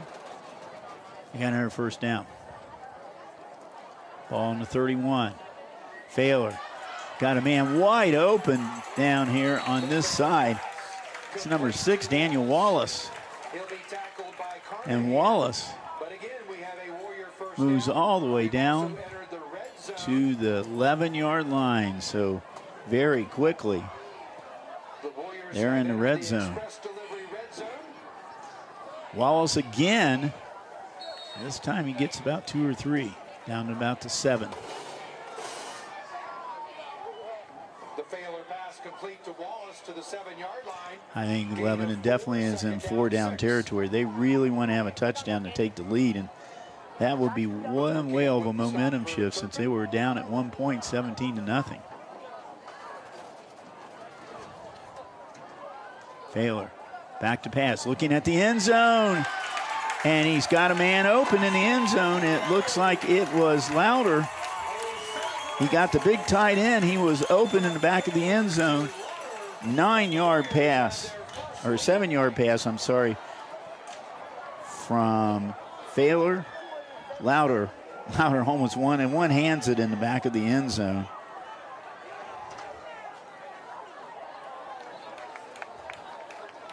Baylor, it's his third touchdown pass of the night. This one for 7 yards.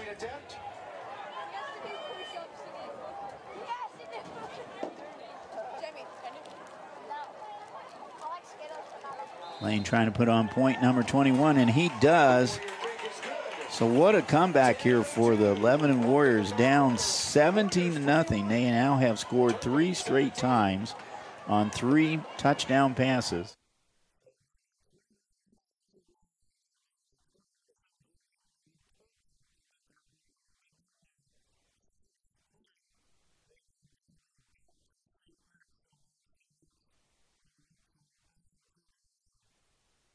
Class of 2005, and Joe Wells, class of 2008.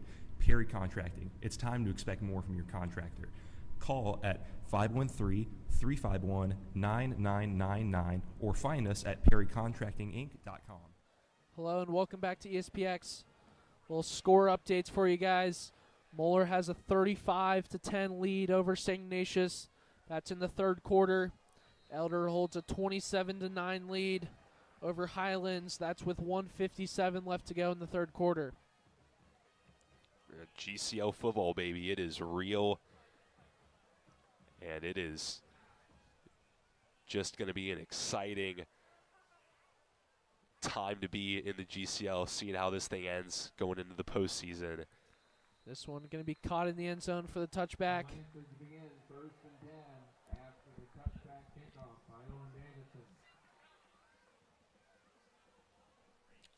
So as the Lancers try to make their last stand here, the Bombers have to be assuming that Carter might try to take a few shots downfield.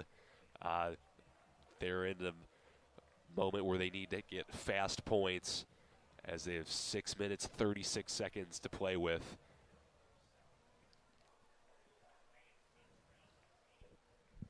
Taft has a 35-0 lead over Western Hills. Taft, definitely a team who's been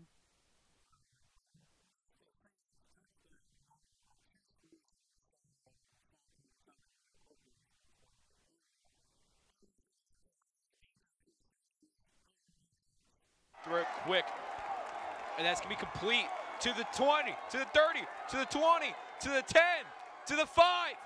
It's gonna be brought down about the 2-yard line.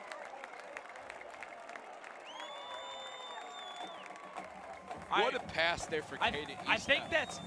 I could be wrong. I think that's Jake Beer. Am I wrong? Is that Jake Beer? We don't have his number. He's got number 11 on the helmet, number 19 on the jersey. It's kind of hard to tell from up here, but that honestly might be Jake Beer.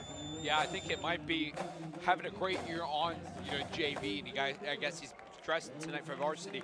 Nice spot where he's able to find some open space and just uses.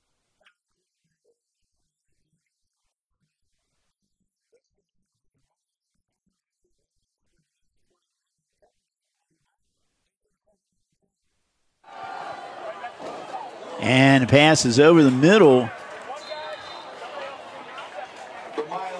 Caught by number 19, and C.J. Elliott.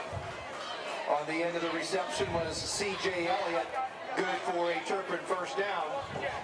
Making the tackle for Elliott came in tied with Poland for the most catches. About another 5-yard run. He was pretty quiet. Poland was the one that was busy the first half.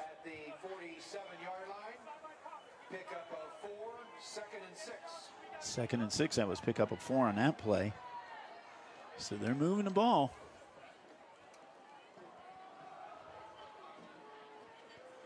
That time he was stopped.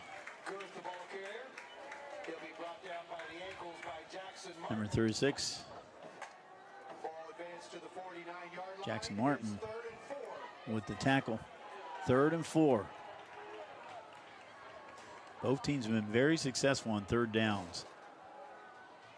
And Turpin gets the 3rd down.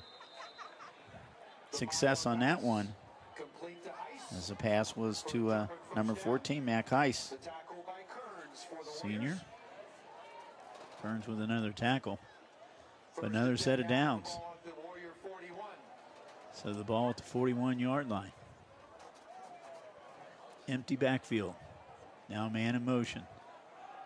They're trying to jet sweep around this side, and he does not make much. Can't make that turn. Jet sweep was to Brady Gillespie. Check that. That was number 6, Gillespie. Gillespie trying to make the turn, but couldn't do it. Did pick up about 4 or 5 on that. And Girth with the pass out of the backfield. The screen pass is complete. Holden Girth gets enough for the move the sticks again. I tell you, I said before, the chain crew over here at Lebanon tonight, they're getting their workout on both sides. And this time, tackle is, the pass is made to Overholzer.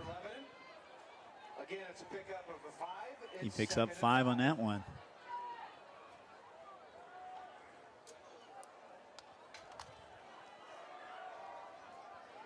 And this time, Girth doesn't get anywhere. He might get back to the line of scrimmage. That's about all. So it's going to set up a 3rd and 5. We don't have the stats, 3rd down stats, but I will tell you this right now. Both teams have had great success at 3rd down tonight.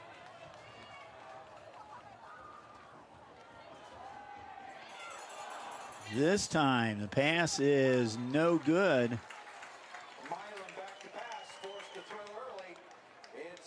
A little bit of pressure put on Mayim. 4th down, they're going to go for it. They're in 4 down territory. They're at the 25-yard line.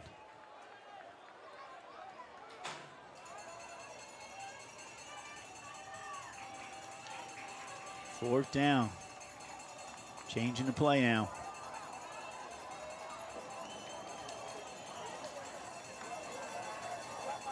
Crowds being very loud over on this Lebanon side. There's a man wide open, and that is a touchdown. C.J. Elliott.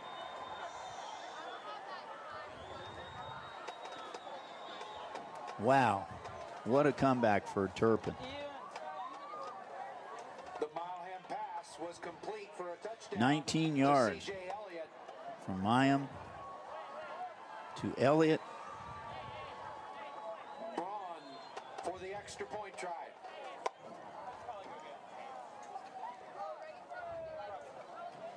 Addie Burns tacks on point number 24. And just like that, Turpin's back up on top. Spartans 24, Warriors 21.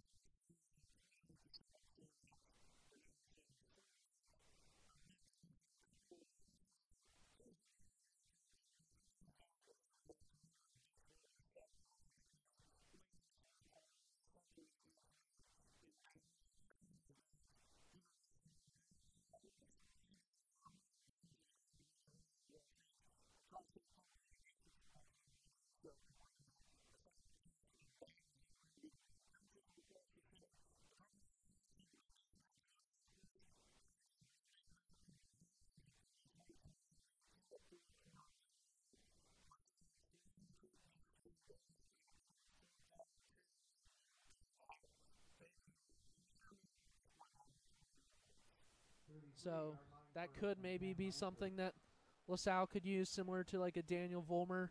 Yeah, exactly. We haven't seen that so far today. And actually, right now, I'll look. Garrett Fraley has 2 attempts, 1 completion for 9 yards. So they have used him. Yeah. I mean, it's an interesting case when you've got a guy like Avier Carter who started off his LaSalle career as a receiver, but then made the jump to QB this year. Carter just going to be out of the reach of Griffin Lyons.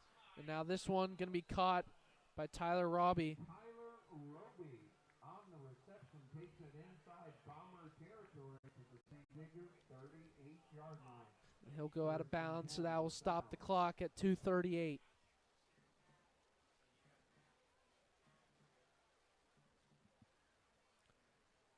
Carter going to hand this one off to Fraley, and he'll pick up 2.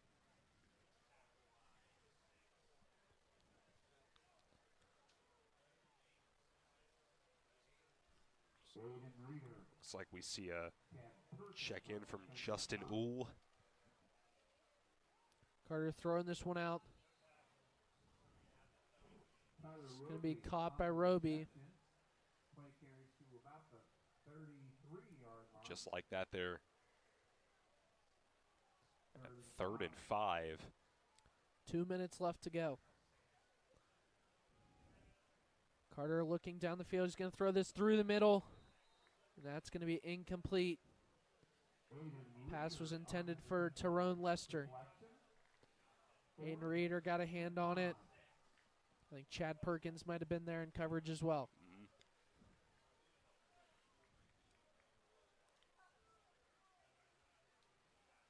So now a stop here would be pretty much the nail in the coffin. After this is when the Bombers can start to look towards next week, whether they face Cleveland St. Ignatius Friday night. Carter dropping back, scanning his options. It's going to be thrown through the middle. Kobe Clapper there. And now it's going to be caught by Salam off the bounce again. And the ball came out, actually. It's a fight for it. And they're going to say Salam was down. But Salam, second time tonight where he ends up getting the luck of the draw with the ball falling right into his arms. Yeah, I guess, I mean, no coach is going to say that's a bad thing, that guys are trying to swat at balls, but it would just be a little bit better if they could hold on, obviously. But, I mean, it shows that our secondary guys are really laid into this LaSalle team every step of the way, and there have just been times where it's worked out, and there's been times where it hasn't. It's going to be handoff to Salam again. This time he's going to be brought down right away by Griffin Lyons.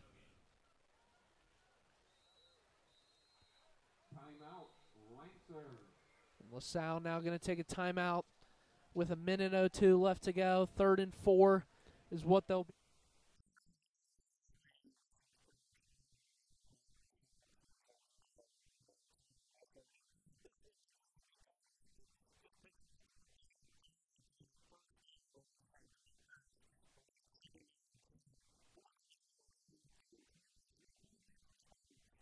Four and a half to go here in the third quarter.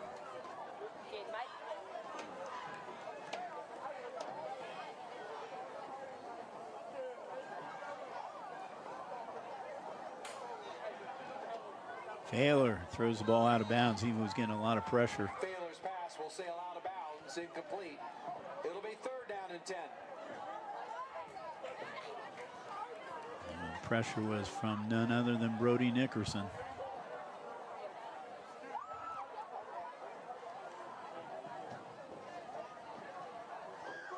Third and 10. Again, trips out on this side.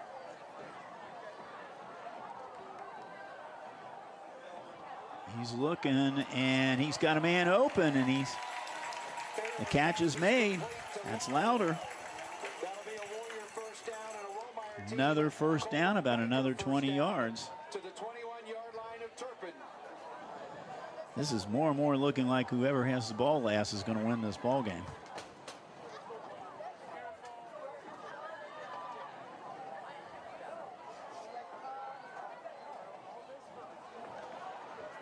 Failer looking for the end zone and overthrows his receiver down there. Sal Galati, sophomore. 2nd and 10. Ball at the 21-yard line, just shy of the red zone.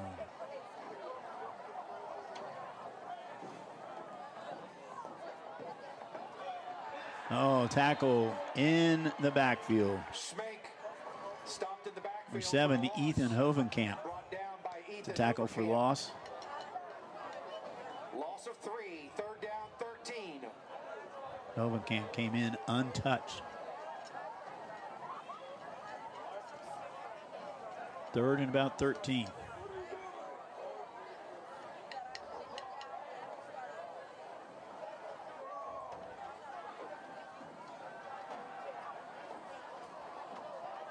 Catch is made by Louder. He's not going anywhere. His forward motion was at about the 20-yard line, which will get him back about 4 yards. It's going to be 4th down. We're going to say 4th and 10. Now they're going to try a field goal.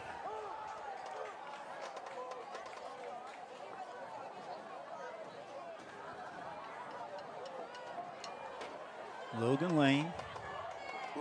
Sets up for This would be from 38. This will be the farthest field goal he would have this season. He was kicking them from this distance during halftime. Let's see what he does now. Kick is up. Kick is good. No. Oh, yes, it is good.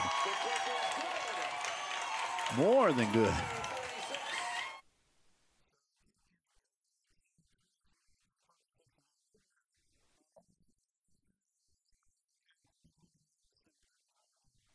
Down to about the 14-yard line, and that will be a 1st down, I'm pretty sure, for the Bluebirds. Great job by Rio Littmer, and even more of a great job by the Bluebirds offensive line. He had so much time in the pocket. He really didn't even have to move, but he saw an open gap.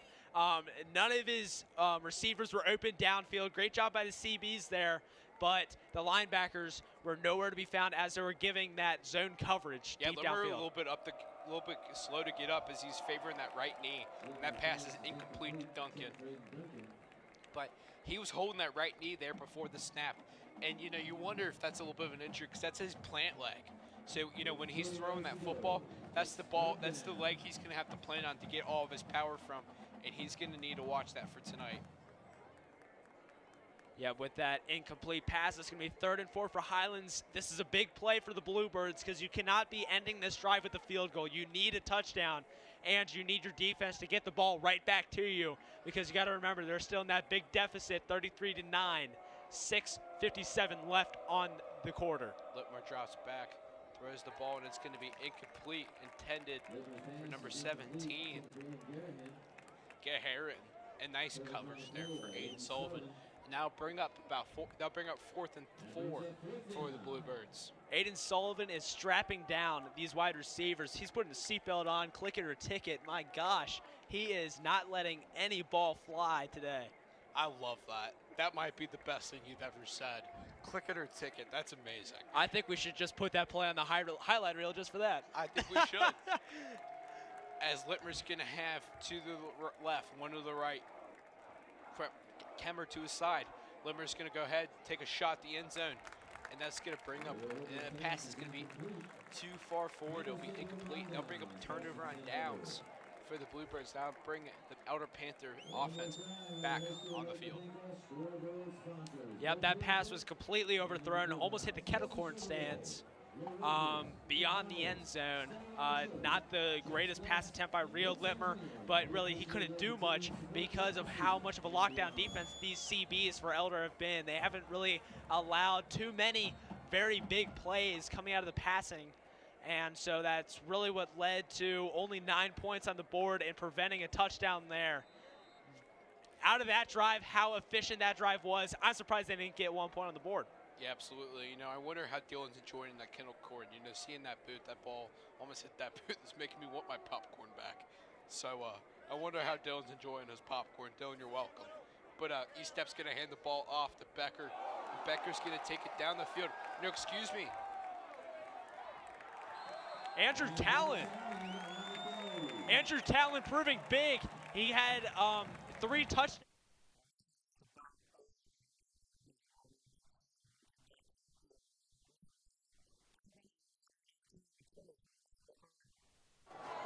Pass is made and intercepted.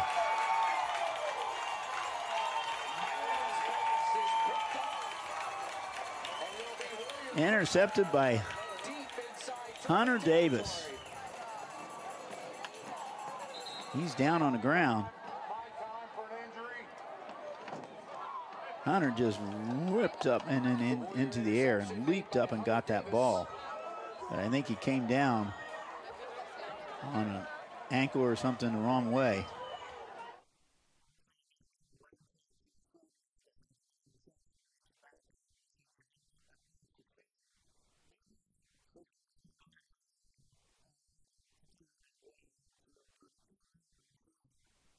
But you got to look at Andrew Talon, man. The future in the running back room is here, and you are seeing it right now. He's a very explosive, fast, strong player. He bulldozed and sent that one guy to the ground in the previous play. Let's see what he can continue to do on this drive. Yeah, he got about a gain of 12 there, and now bring up another 1st and 10.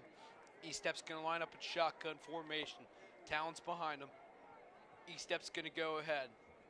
Take the snap.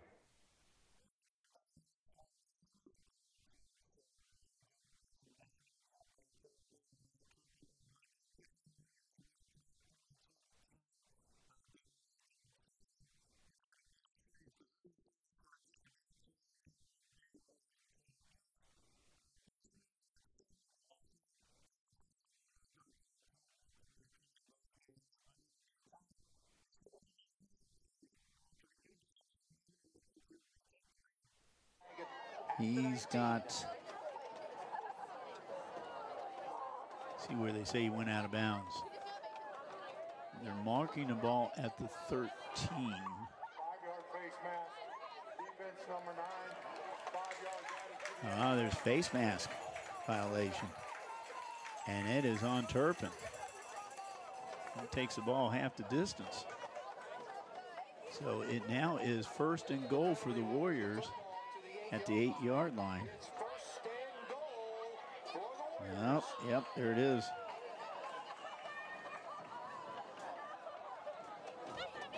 First and goal.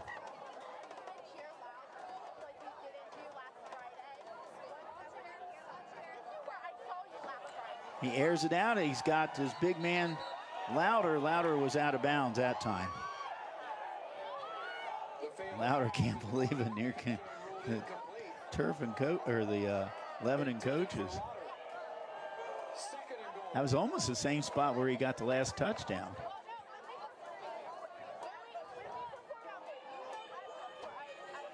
But nevertheless, it's 2nd and 8. Let's see if we can see it.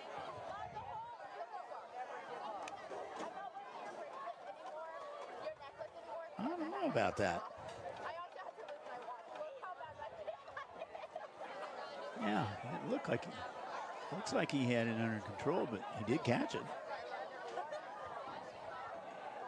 He's looking for Louder again, same spot.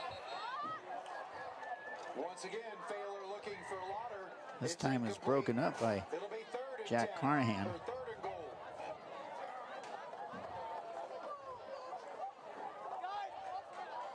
Third down, we go 3 for 3 to Louder.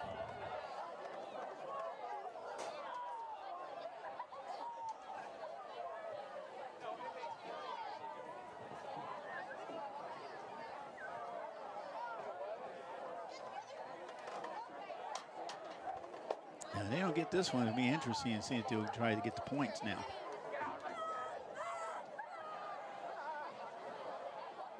Failer with the ball. Got a man open. And is he out of bounds, though? It's Louder. Now, he was in bounds, but it's 4th down now. at the 4-yard line.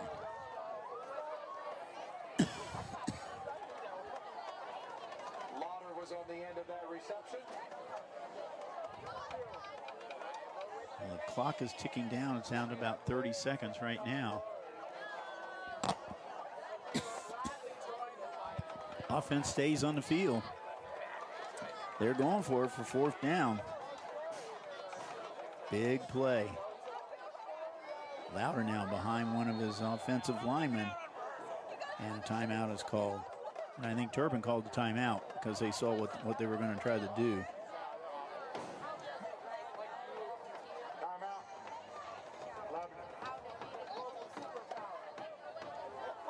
All right, we're going to look at this pass once again to Lauder. Now watch. Don't forget, fans, next Friday night, Lebanon on the road as they travel to take on the Walnut Hills Eagles. I don't know if they're saying that he did not have. Well, he had at least 1 foot inbound. I don't know. I think it looked like a touchdown. But obviously the official didn't. And really, Lebanon, didn't raise any kind of cane about it. So I think it's hard. Well, it was hard for their people to see from where they are. We've got obviously a better view with our cameras. We can replay it back a few times, but I don't know. Lebanon coaches, if you're watching this one, you're probably going, All right, here we go. Big 4th down play, 14.7 seconds to go in this quarter. Lebanon trying to take the lead again.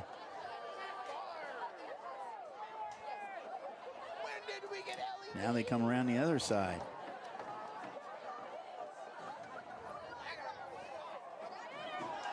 Oh. The pass was for Wallace, intended for Wallace, but was thrown low. And we end the quarter. Well, no, we don't end the quarter. 10.2 seconds to go. It might end as soon as they reset the chains. But it was an incomplete pass, so 10.2 seconds to go. Turpin takes over at the 4-yard line.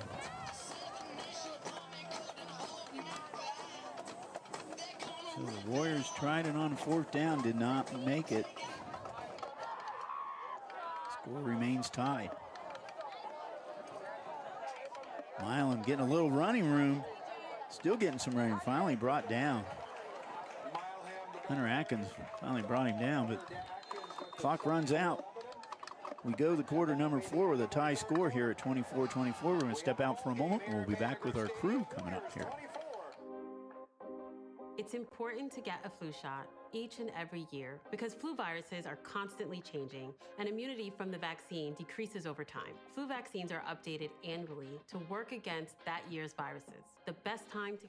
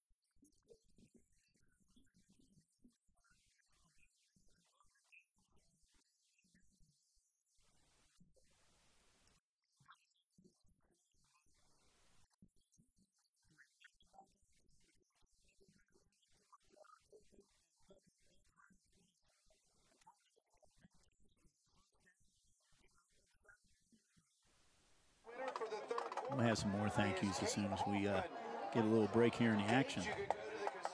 But we've had a lot of action here tonight. There's a tackle on the backfield. Number 36, Jackson Martin, came crashing in there, the linebacker. Lost a couple on that play. Still trips to the right. There's an outlet pass. And maybe gets back to the line of scrimmage. Pass was good to Heiss.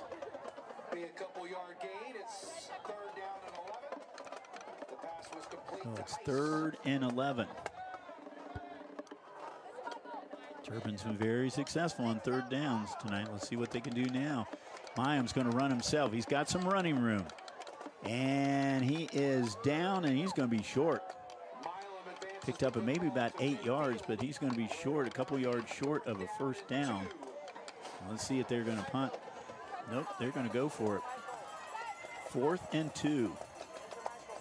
Each team's had some huge, risky plays here tonight.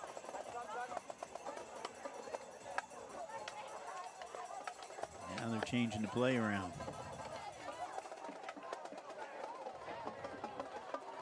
You better be watching that play clock right now. It's going down. Mayam. The give is a girth. He goes nowhere. And the Warriors take over on downs. And a great field position. We'd like to thank Keith Pantling, the 11 Athletic Director, for hosting us here tonight. Also, I'd like to thank both coaches, Coach Failer, Coach Walker, and Karen Braun from Turpin Athletics. They helped us out a great deal, so appreciate all the help that you've given us. Like I said, we appreciate this ICRC crew that's come out here tonight. It's kind of cool out there for those guys. Like I said, this is the coolest weather we've had so far this season. Lebanon with the ball in good field position at the 47-yard line of Turpin.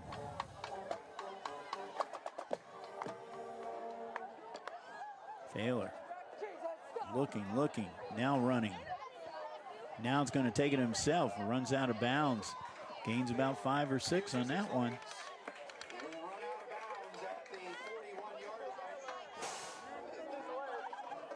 .10:06 to go in the game. We have a tie ball game. 2nd and about 5. Failer, high snap. And his give is to Schmenk. Schmenk. He is inside the 30, down to about the 28.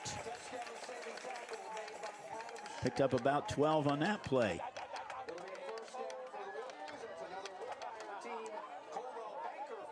Ever closer now are the Warriors.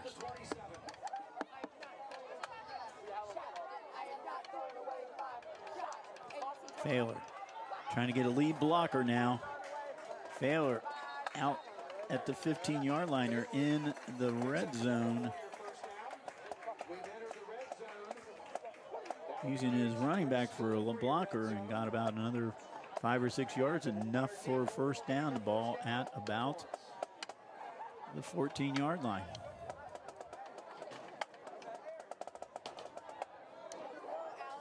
Quick pass.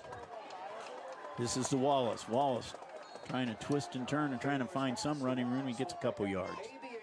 Inside the 15, down about the 13.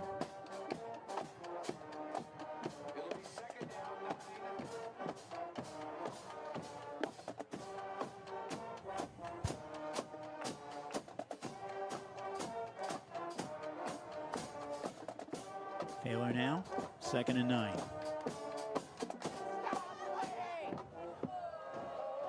He's got a man open. He's got a man open in the end zone, and that is a touchdown.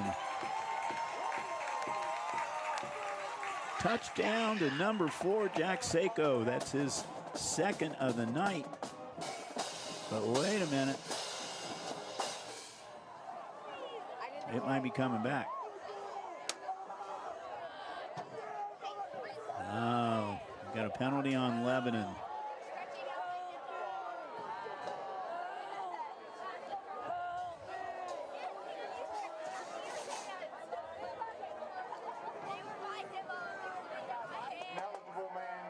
An eligible man downfield. So that will be a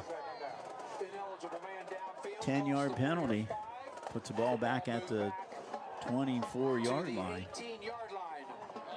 Second down still, though. So that wipes off the touchdown.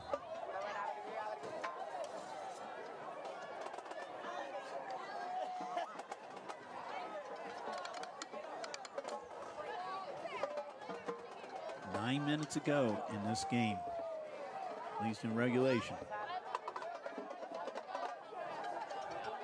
Failer, man over the middle. He's got a man open. And that is the big tight end again. Louder from 22 yards out. Touchdown pass.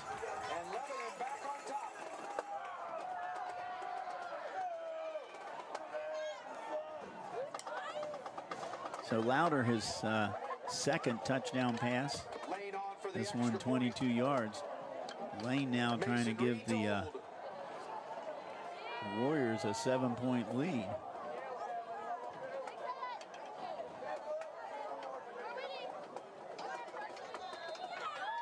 Drills it through and is now 31-24 in favor of Lebanon. And for Louder, that's his second touchdown pass of the night and his sixth one of the season. So I think it's going to be, you know, I said this earlier, but I'm going to maybe stick with this.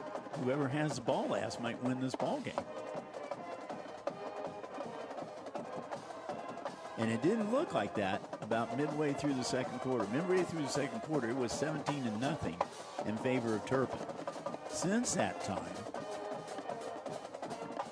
Lebanon has outscored Turpin 31-7.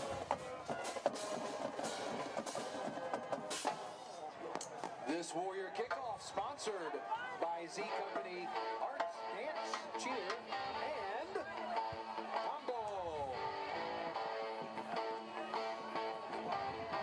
His Turpin team went through a lot this offseason. One of their longtime coaches at Turpin, Tony Rocco, I think you pronounce it, passed away February. He was a favorite of a lot of people there in Turpin, and his team's been pretty inspired this season playing for him. That's a short kick. Or no. Kick is once again into the end zone for a touchback. A short kick, I'm sorry. First down 10 from the 20. Looks like the ball is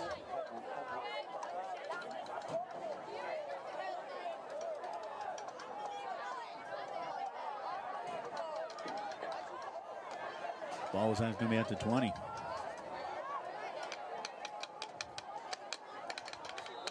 That was a problem. Ball was kicked long, but watch, his foot got in the end zone. So ball goes out to the 20. That's where Turpin gets started.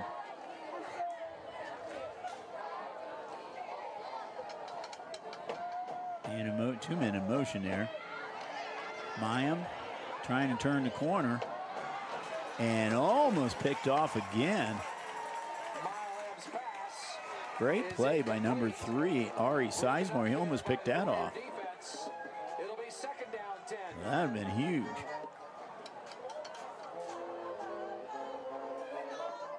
You see Sizemore was right there. Second and 10.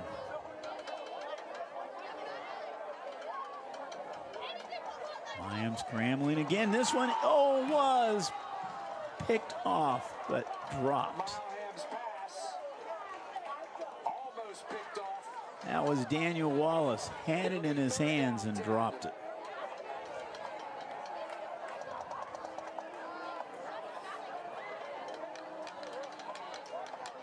I'm sorry, that was Brandon Riley. Brandon Riley had it in his hands and dropped it. 3rd and 10. Let's see if the Warriors can get that offense off the field.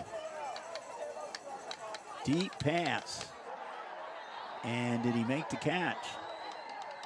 He did. The catch was made by C.J. Elliott. And once again, as they've done so many times tonight,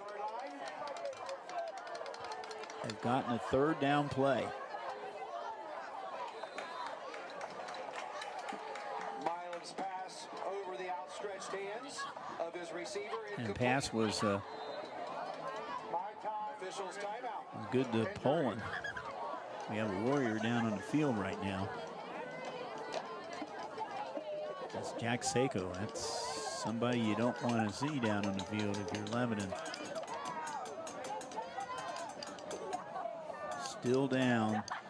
So I tell you what we're going to do is, if he stays down here for another few seconds, we are going to take a break here and we'll be back.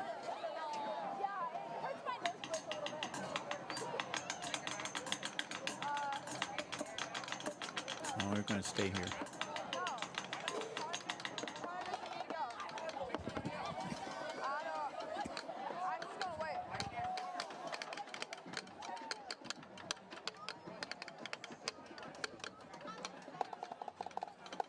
Still tending to Mr. Seiko down on the field there. Turpin's been in they've been in the playoffs 13 times now. 11-13 record. They went to the Final Four in 2006. So they've had some playoff experience. They have not been to the playoffs since 2023. They're trying to get back to the playoffs now.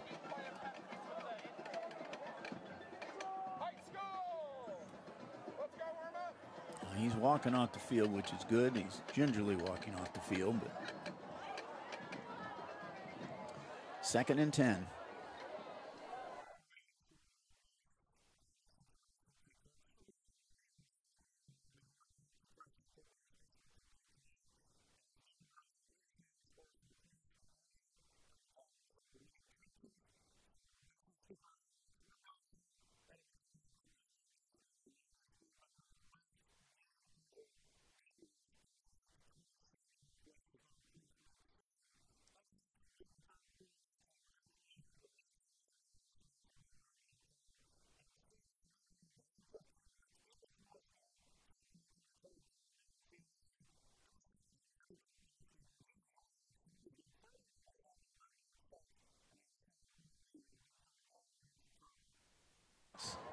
And over the middle, and it's no good. And the Spartans are going to have to punt. I can't see them going for 4th down at this stage, at this part of the field. Although we have not seen the punt team come on. Now they're coming on.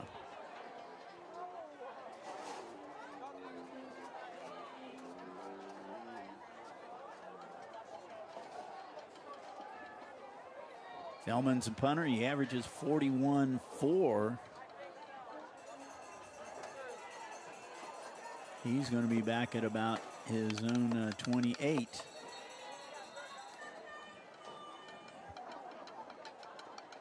Timeout, Warriors. Timeout. Lebanon's going to call a timeout. Wyatt Lassen is back. He's coming over and talking to the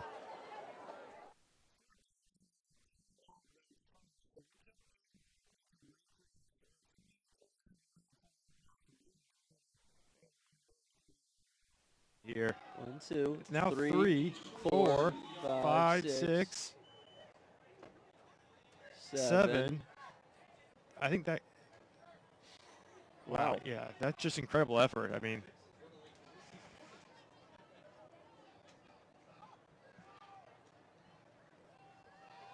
And they'll go right back to him. He's stopped at the line, but he keeps fighting to hold, and it's going to be another. They just can't bring him down.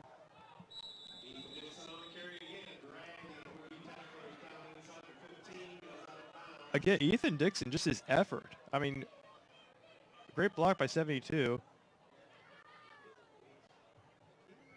And right there, he just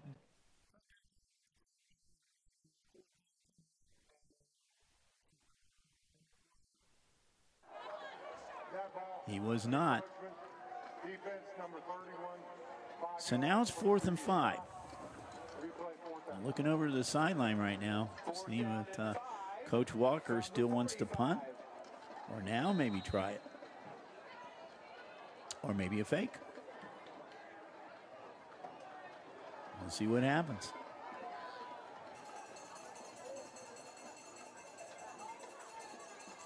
Feldman's back.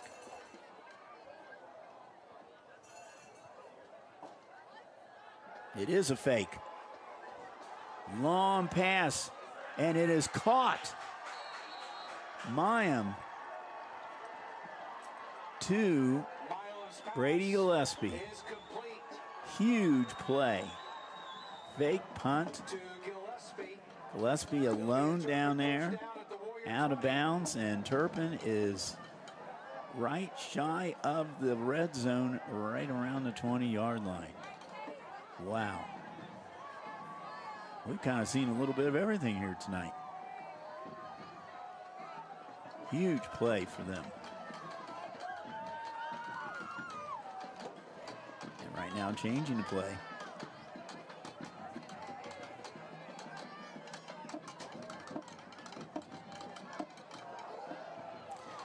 Mayim's going to take it himself inside the 15, down at about the 13. 7-yard gain.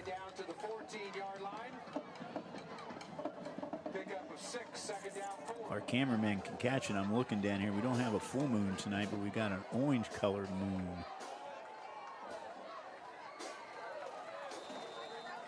Looking right at it from the press box up here. Mayim with the run.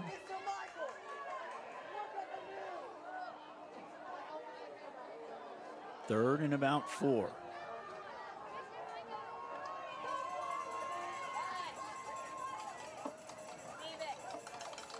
Mayim looking over the sidelines.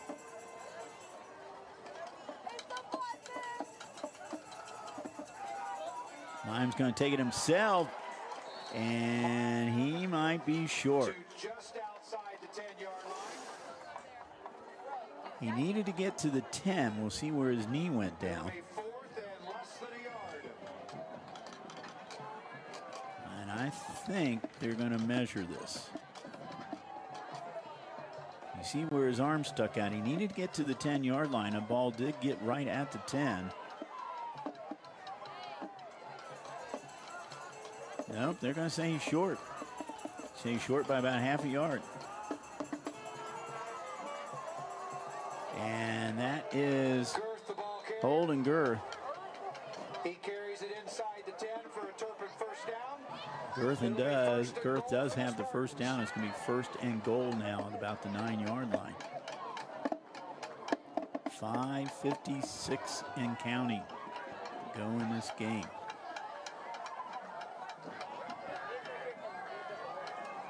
There's man open in the end zone, and is it going to count? Yes, it is. Touchdown, Turpin. Kalen Poland. 8 yards out, or 9 yards out. Complete to Poland for the 9-yard scoring touchdown.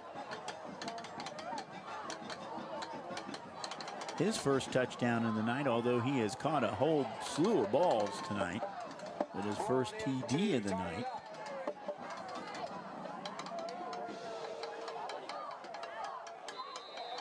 The kick is up, And the kick is good by Burns. Poland his 3rd touchdown of the season. Burns PAT. Ties us up at 31 all. So here we go.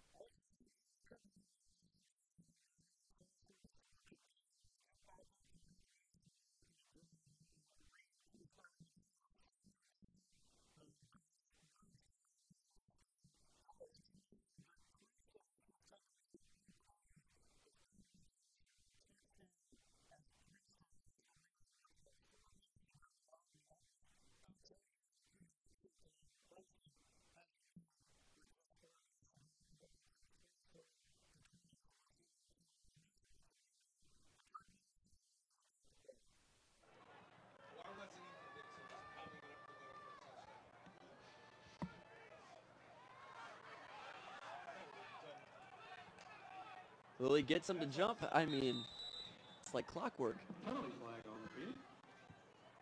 Offsides against Dunbar. That's going to be a 5-yard penalty. All right. They made back the yards they lost.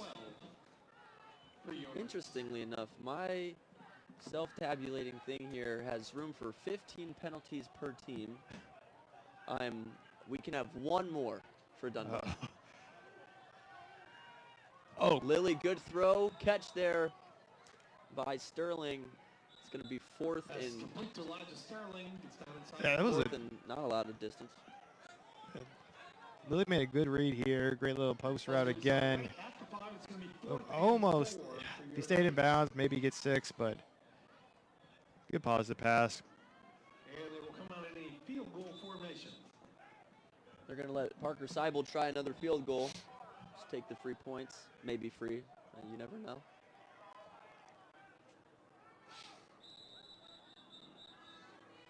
Timeout. Timeout, Dunbar. Timeout by Dunbar, icing the kicker with 10.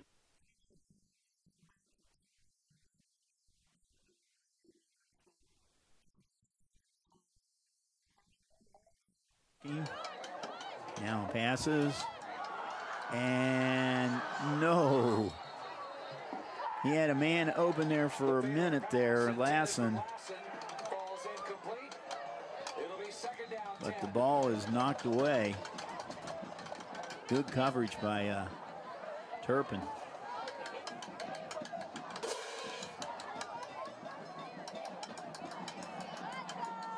Turpin has 21, Jack Carnahan.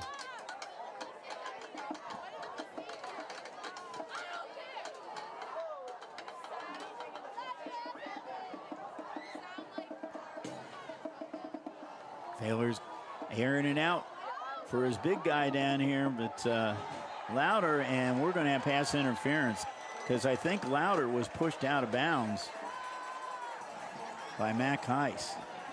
So they're going to call it pass interference.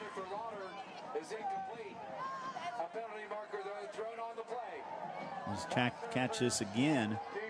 Let's see what happens. Yeah, he was basically pushed on him. So 15 yards tacked on. Ball at the 49-yard line. 5 1/4 to go in this game. In regulations, I should say. Failer going to take it himself. He's going to run himself. Setting up some blockers. Down to about the 41-yard line. He's going to be about a yard short, maybe 2 yards short of a first down. Well, actually, whoa, they said he went out of bounds before that. My bad. It's going to be about 3 yards short, 4 yards short. 4. 2nd and 6. Failer. Over the middle. And he's got Louder open over the middle. That's been his to-go guy here in this this half. Louder came in with 19 receptions. I would imagine he has at least a half a dozen in this game.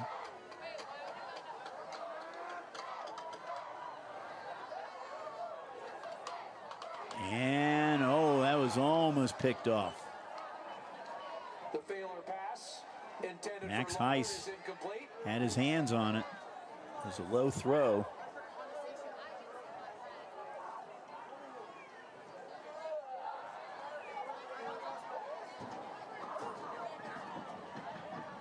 Second and 10, ball to just inside the 30.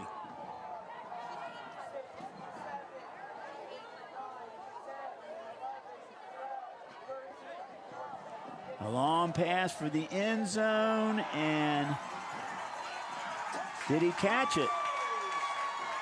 They're saying yes. 29 yards. Wyatt Lassen with the catch. That's a great catch. And he was really being guarded by Jack Carnahan. Caught it anyway for 29 yards. So Failer to Lassen, that's the third time those two have hooked up tonight. 29 yards. Lane now trying to put on point number 38.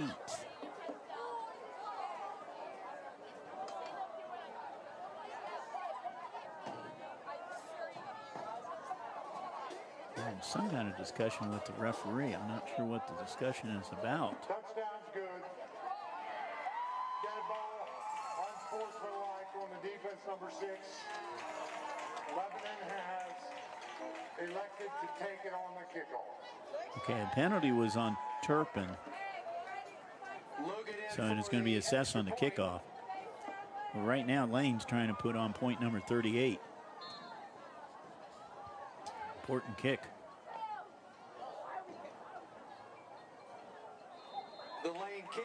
Drills it through from the hold of Mason Reed. It is now 38 to 31.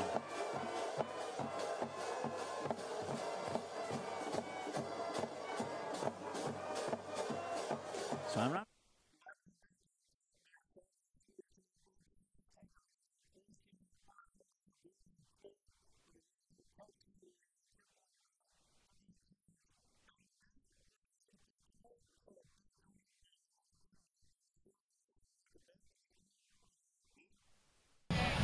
That's the final here from the pit. Elder finishes it off with a 40-16 victory over Highlands to move to 8-0 for the first time since 1991. The Panthers got it done in the second half, similarly to how they did in the first half. They ran the ball and they played defense. Tommy Becker, 4 touchdowns on the ground tonight. That falls 1 touchdown short of a school record that's been standing for 102 years. So Tommy Becker just falling short of history. The defense played exceptional for Elder, a pick 6, multiple sacks, multiple interceptions. The touchdown scored by Highlands late by John Feldebrook was in garbage time. 40-16 the final score, but the Elder defense really played even better than that.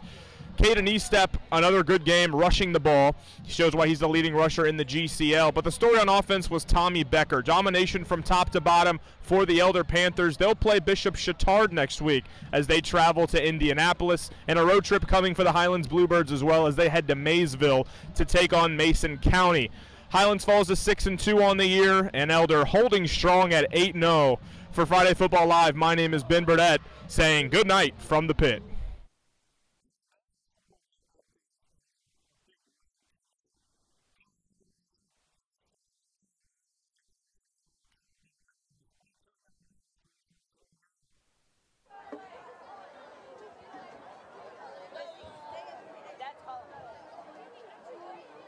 First down 10, Turpin from their 20. Yeah, Levelland back in week number 2, ICRC was here when Lebanon won over Levelland final score.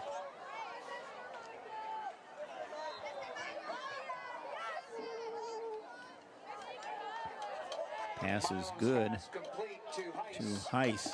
Good for 7, second down 3. And that pass was led him a little bit too much. Is incomplete. It'll be third down and 3. So it'll be third and about 3. Clock stops though.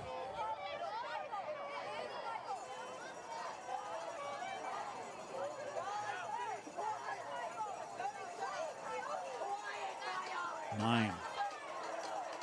Gonna run himself. He's got a first down. He's over the 30, out to about the 32-yard line. Picked up about 5 or 6, enough to move the sticks.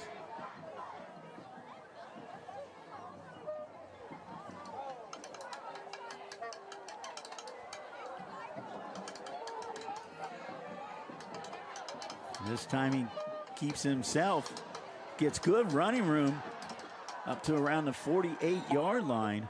To the 48-yard line. Another 16 yards. So right now, Mayim is trying to take it himself. This time it's to Girth. Girth gets some kind of running room. Makes about 2 or 3 yards. Gain of 3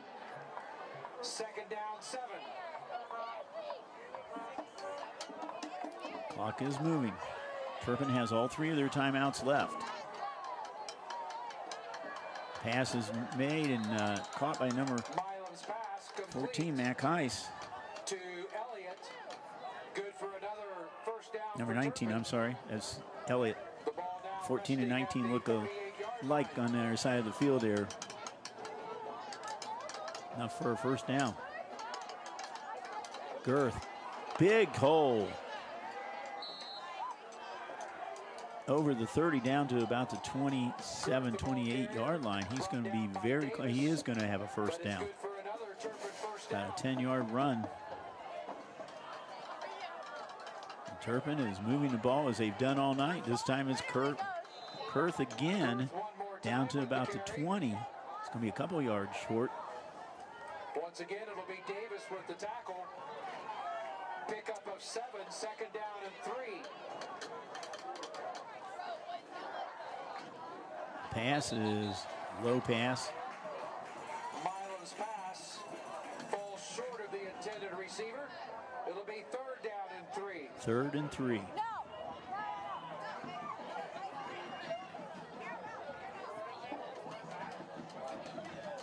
Well, this is going to be definitely 4-down territory for the Spartans because they need a touchdown to tie this game. Lebanon's making a lot of noise over on this side. Miam's got a first down and more. Down inside the 15, down at about the 13-yard line. They're moving the sticks again. I tell you, that chain crew is going to they're going to sleep tonight.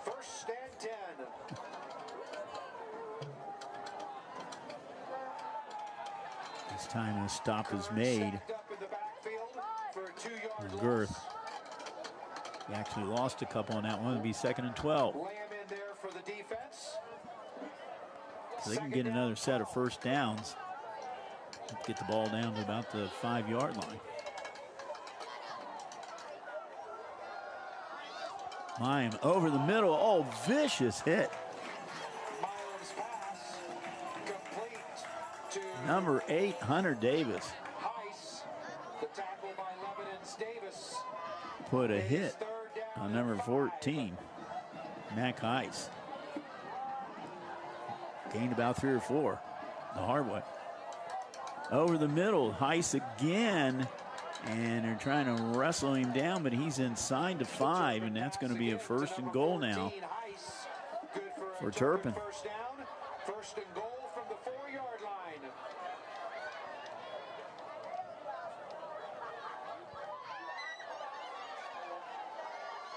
This time it's Mayim. Keeps him.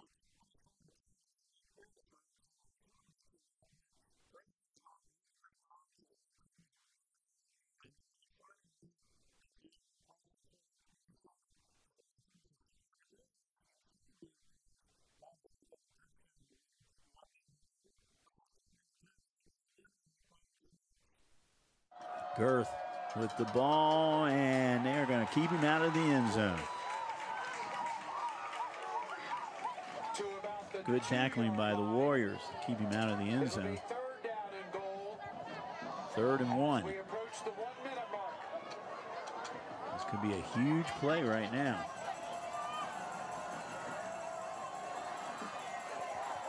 And that is Mayim is in the end zone. His 2nd touchdown run of the night. His 2nd 1-yard run.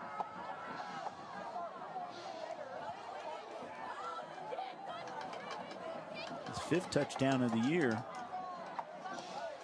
He just kept those legs moving forward.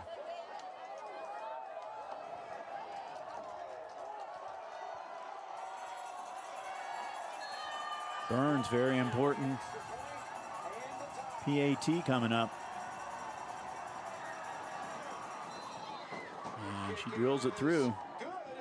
We are tied at 38-38 with 54.3 seconds to go.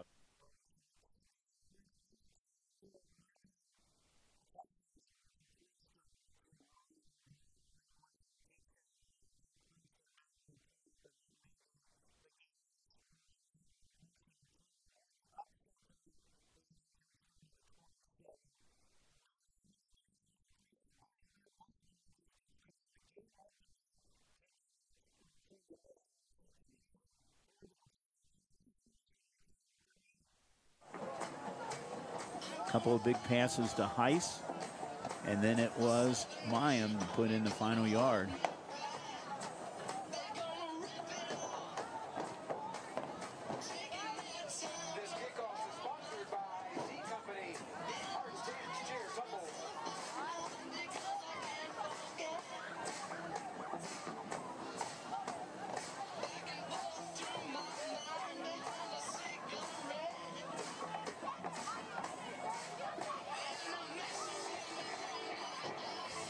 All right, here comes the kickoff. Little squib kick again. And once again, it's our up guy, Max Harker, who picks up the ball and gives Lebanon some pretty good field position. So 50.7 seconds to go. Let's see what the Warriors can do. If they can get it down to around the 20, might have enough to maybe give Logan Lane a chance for a field goal, winning field goal. 15.7 seconds to go. They got a while to go to get to that. They're at the 40, their own 43-yard line right now. Failer over the middle. He's got a man open. Oh, he drops it. Failer's pass. Incomplete. Intended for Lassen. Lassen was the intended receiver. He caught it, but then he dropped the ball. Actually got a good hit by the by Turpin to drop that ball. 2nd and 10. Took about 4 seconds off the clock.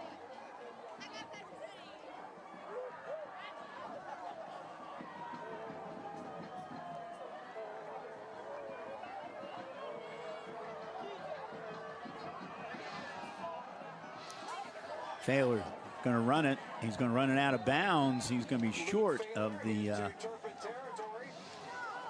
first down. But he stops the clock 41.1 seconds ago. It's going to be about 2 yards short, 3rd and 2.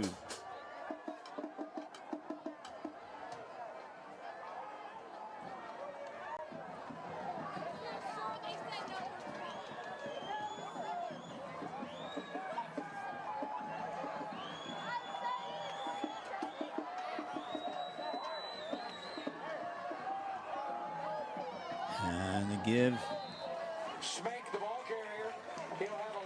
looks like the Wallace, and he gets a first down. The ball on about the 45-yard line. The clock is moving. Lebanon only has 1 timeout. Failer being pushed out of the pocket, and the catch is made, and it is a good, huge catch. And that is by the big guy, Nick Lauder. What a throw by Failer. Lauder, he was being all wrapped up anyway by Turbin's number 31, Harper Holmes, but now they're in lanes pretty close. I would say they have now a legitimate shot at a field goal if they need it. He wants to get a few more yards, 20.2 seconds to go. Ball at the 18-yard line. Oh, not a time for a sack. And the sack was made by Brandon Riley. So now that pushes him back to about the 23-yard line. 7 seconds to go. They have taken their final timeout, and they are going to bring Lane onto the field. Line of scrimmage is at the 23.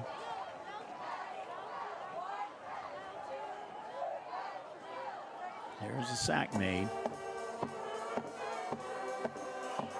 Line of scrimmage is at the 23, so this will be about a 40-yard try. He just got his best field goal of the season earlier.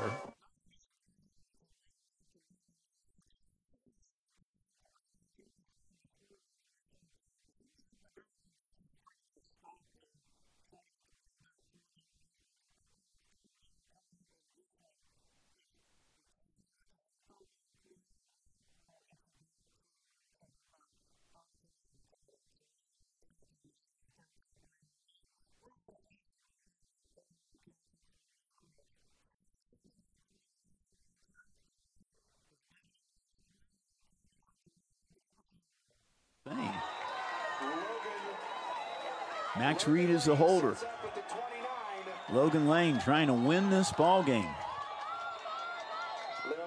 And Turbin's going to call a timeout. They got 3 timeouts, so they're going to use one. I think that's called ice the kicker timeout.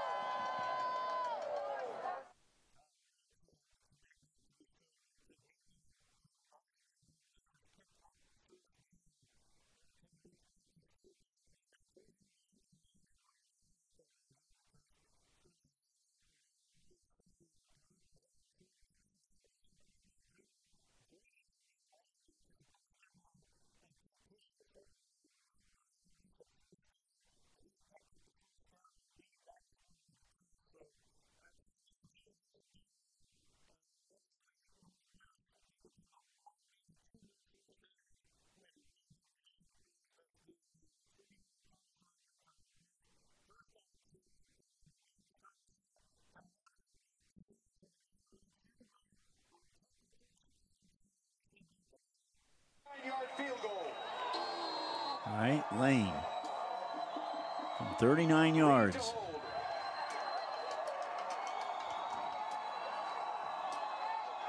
Snap back. The kick is up, and it is blocked. They fall on it. Reed falls on it. 6.6 seconds to go. So they technically can run another play. It was blocked. Looked like number 23. That's Joey Tazero. He actually plays tight end, too. Joey's 6'6".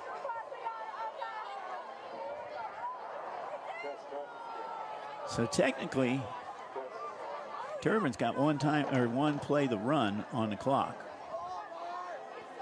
before we go to overtime. You know, last week we had a running clock. We got lucky last week, Will. I guess we're making up for it this week.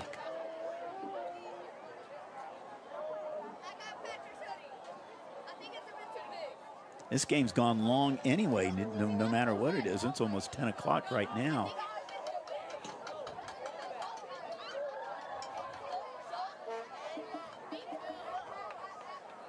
Officials are talking about it. I think they're making sure the clock is correct.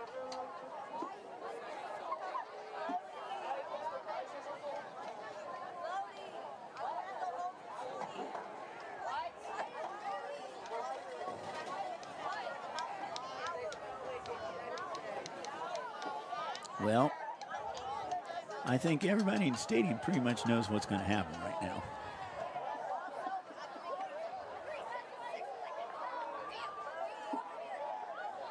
I think we're going to get ready for our Hail Mary.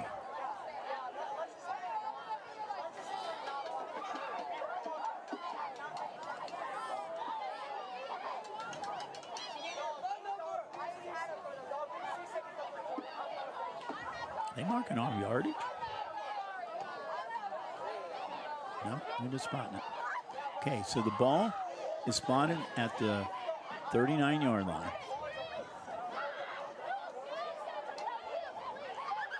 It is third down and a lot of yards.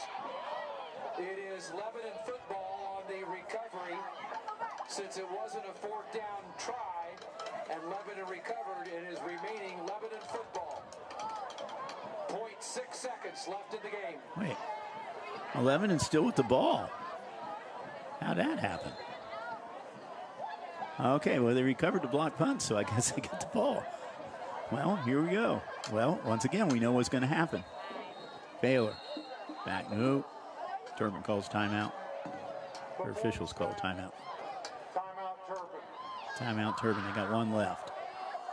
Okay, so they recovered the kick. Again, fans, don't forget after the game tonight, the Marching Warriors will perform.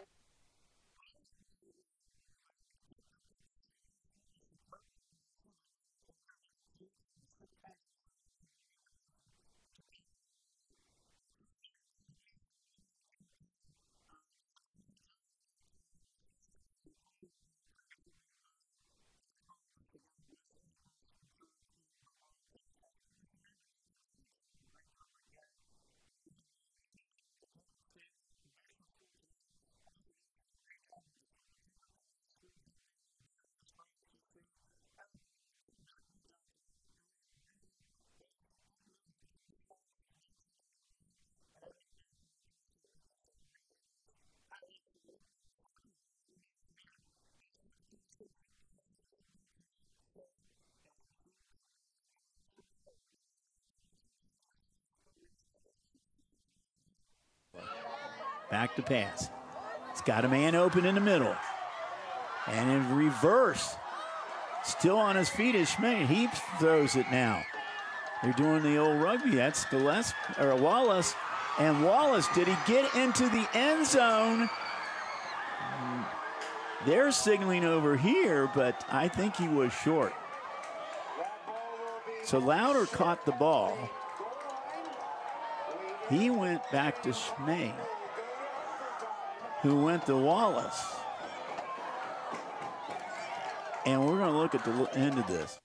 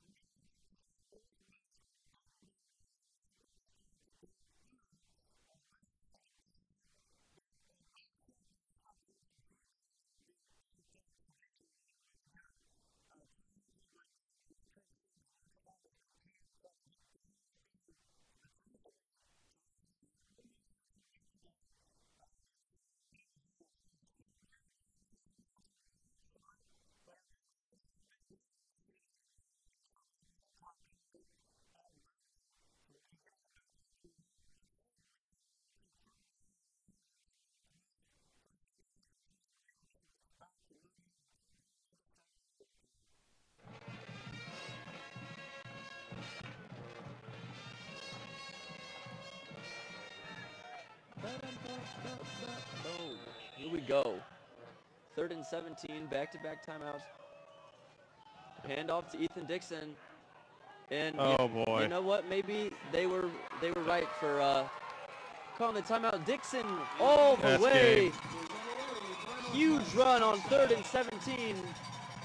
46-yard. Ethan Dixon. Touchdown. Ices it. I mean, you know they're going to run the ball. You know Northwest is going to run the ball.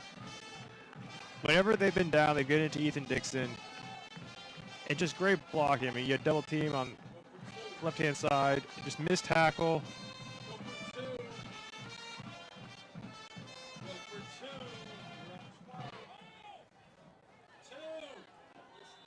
And that with a minute 25 to play.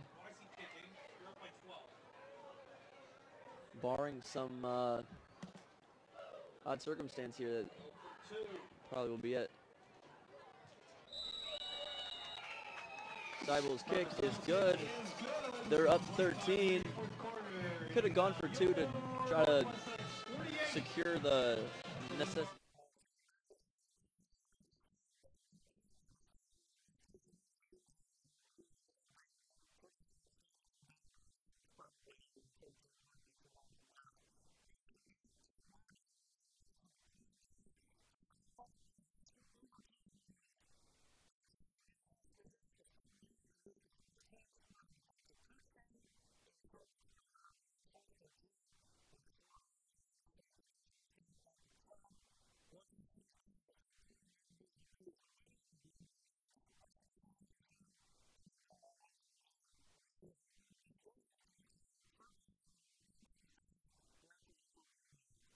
not score. The other team comes down and they score, it's over with. Or vice versa. The first team scores and the other team can't score, we're done.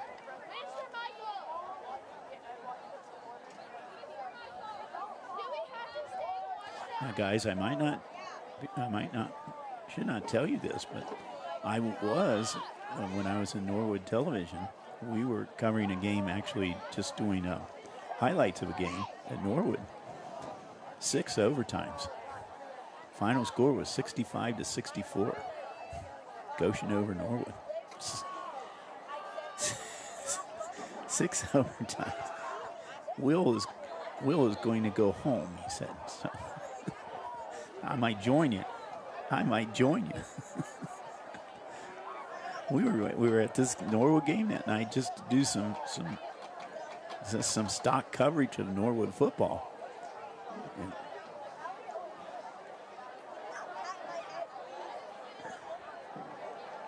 our director, Will Matthews, has informed us his last 3 games he has covered at Lebanon has gone to overtime. They're going to start calling you Overtime Matthews. They will go on offense. I didn't see who got it. I was looking away.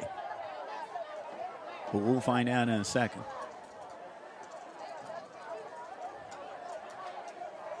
They're going to go down to, okay.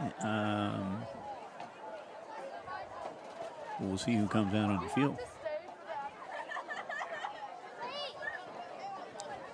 Lebanon is going to get the ball now first. So they're going to go down to the 20.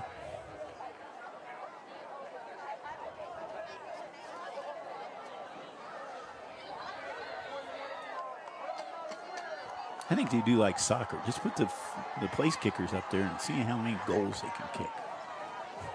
That'd be fun. It still might come down to our kickers tonight. And we've had 2 good ones tonight.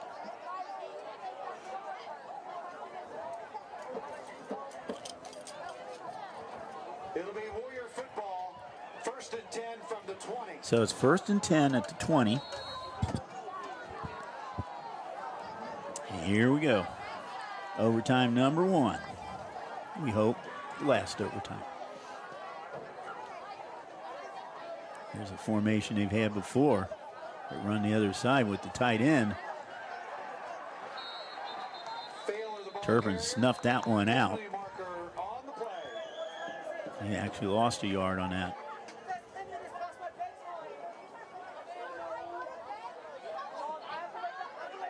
Penalty flag, though, on the field.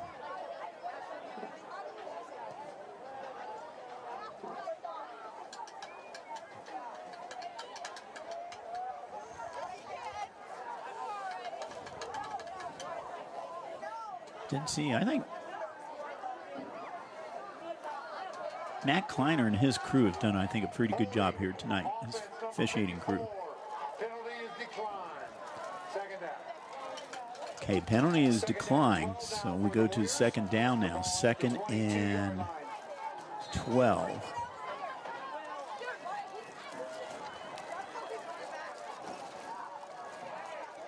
Lebanon has to get down to the 10-yard line and get 1st down. Fail.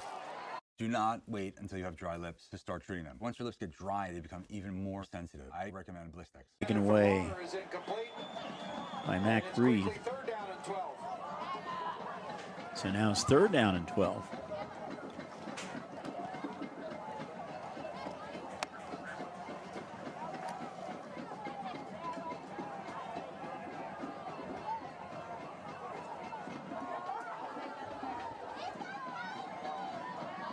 Now, if it goes to 4th down and they're in negative yardage and they don't make it, I think they'll still take the ball back out to the 20 for Turpin. Well, let's see what happens. Empty backfield, Failer, back to pass. Looking. He's got, nicely covered by Jack Carnahan down there. The pass was intended for Daniel Wallace. A little bit overthrown. Now it's 4th. I think they might be they're bringing Lane out. So they're going to try to get some points on this. Well, Lane is 1 for 2 tonight. He had 1 blocked. This one from the is going to be 39 yards. That's where his last one was. This is for the lead. Kick is up. And it is no good.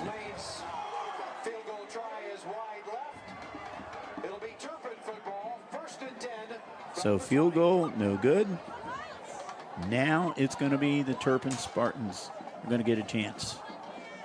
And like I said, now it's kind of going their way right now, because if they can get any kind of positive yardage in here, any kind of score is going to win. And we already know they got a good kicker.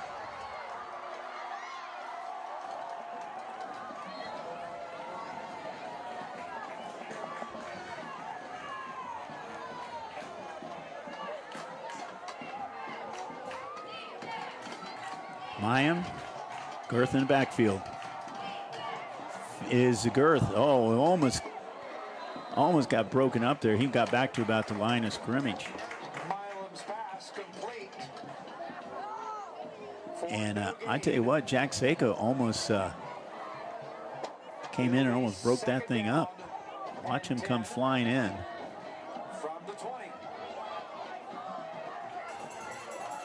Taken out of bounds by Davis. 2nd and 10. Looking over now for a new play.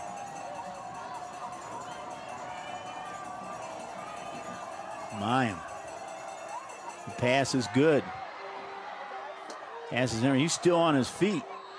The Turpin pass is complete to So the receiver was Evan Overholzer. And now they are in really good position.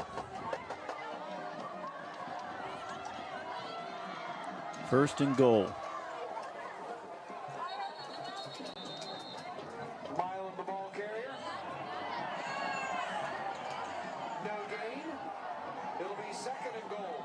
Looked like a little extracurricular at the end of that play. I think the Lebanon faithful wanted a penalty on it, but 2nd down.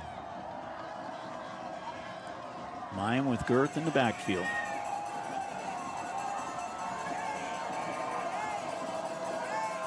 Girth. They're trying to stop him. They are going to stop him at the 1-yard line. Girth to the 1-yard line. Now it is going to be 3rd and goal.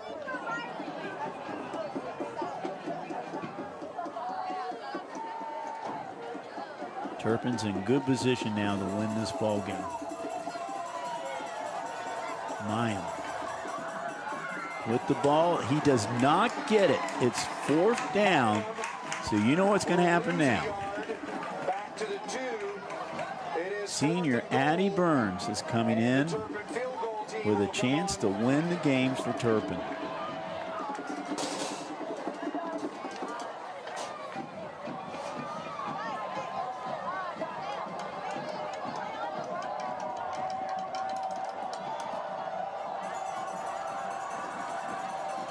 Burns is going to be about 19 yard field goal.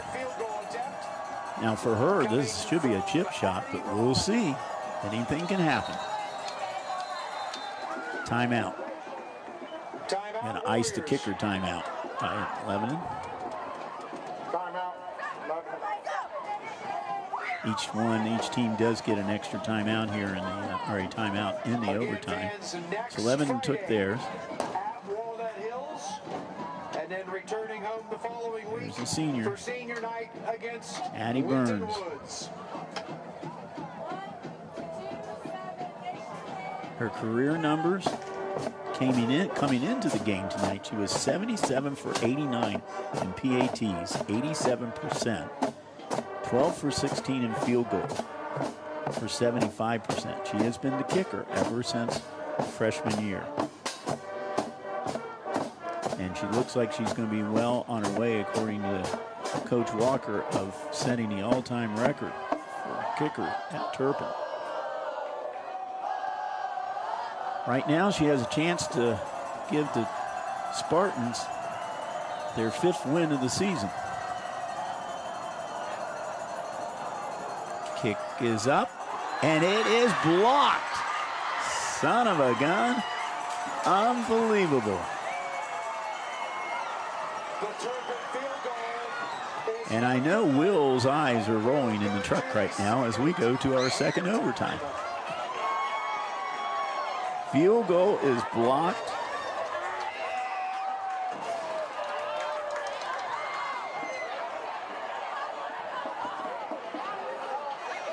Wow.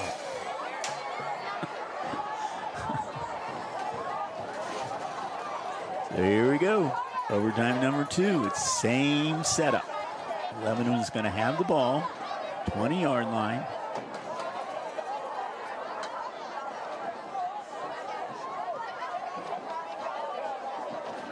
Oh, actually, okay. This is something maybe is different than I don't remember, because now they're going to do another flip of the coin.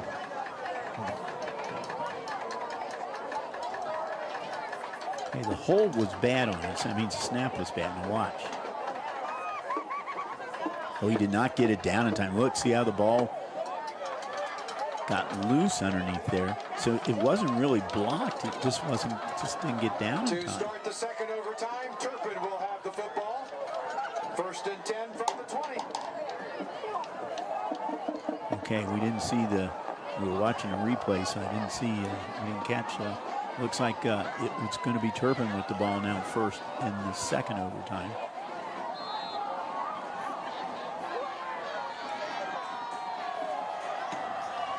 So here we go, overtime number 2.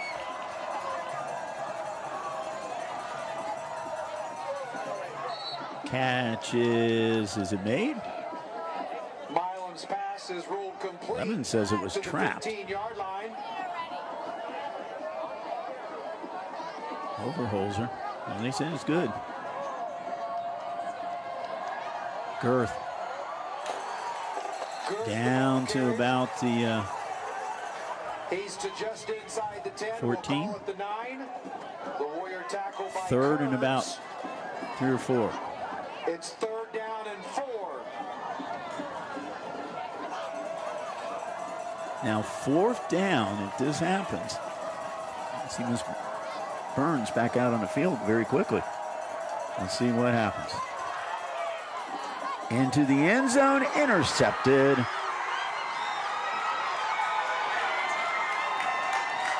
Intercepted in the end zone by Ari Sizemore. So now, momentum back with the Warriors. Second time tonight. Mine's been picked off. That was a big one. And we do have another player down on the field. This one's down on the track right now. I'm not sure what the situation is down here. And that is Sizemore down, but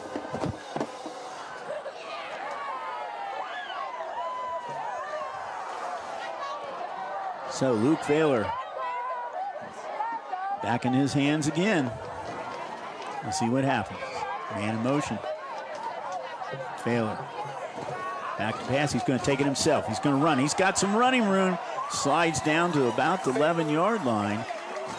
We'll take it down to the 13-yard So he picks up about, let's see where they're going to say. No, they're going to say he's at the 13, so he picks up 7.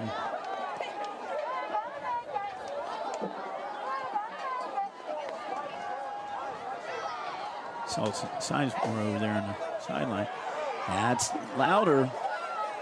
He is struggling forward. He might have enough for a first down. We'll see where the spot is. It looks like first down. Warriors They say it is first down.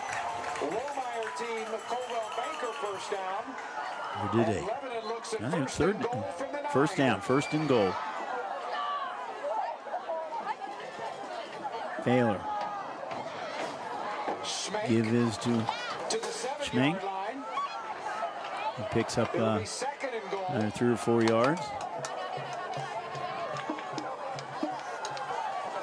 Both field goal kickers have had field goals blocked tonight. Both have made field goals.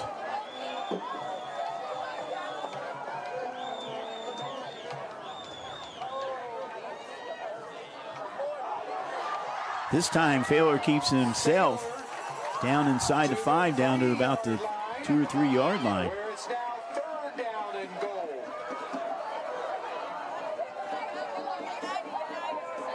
Third and 3.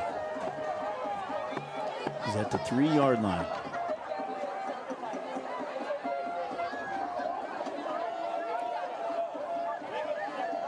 So my guess is the strategy is they're going to take one more shot at this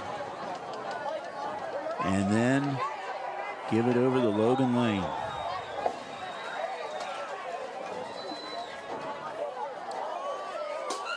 And the give is to Schmenk, and he maybe makes it back to line of scrimmage. So I think we're going to see we have a Turpin player down on the field. I think right now this game's gone so long tonight for these players with the weather and everything.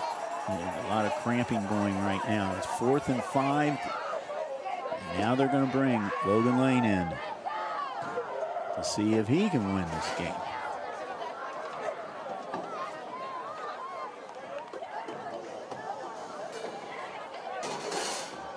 Turpin called it. I think Turpin called a timeout.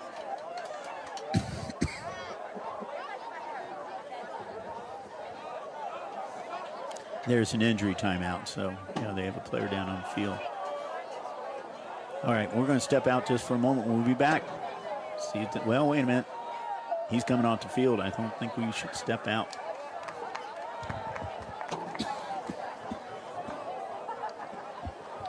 We might have an end of a game coming up here. All right, let's see where we're going to mark the ball at. Logan Lane on for a 23-yard. Going to be a 23-yard field goal attempt by Logan Lane.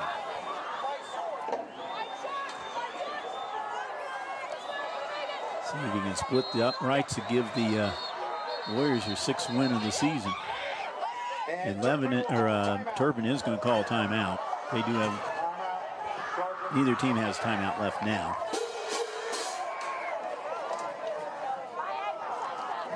So another iced kicker timeout.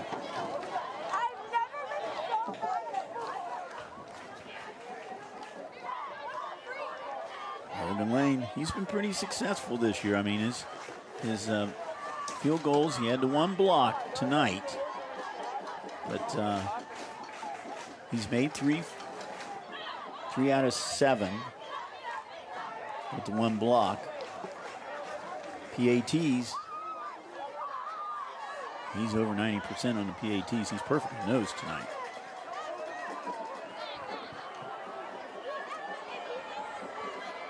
This game began 3 hours and 25 minutes ago. Let's see if it's finally going to end.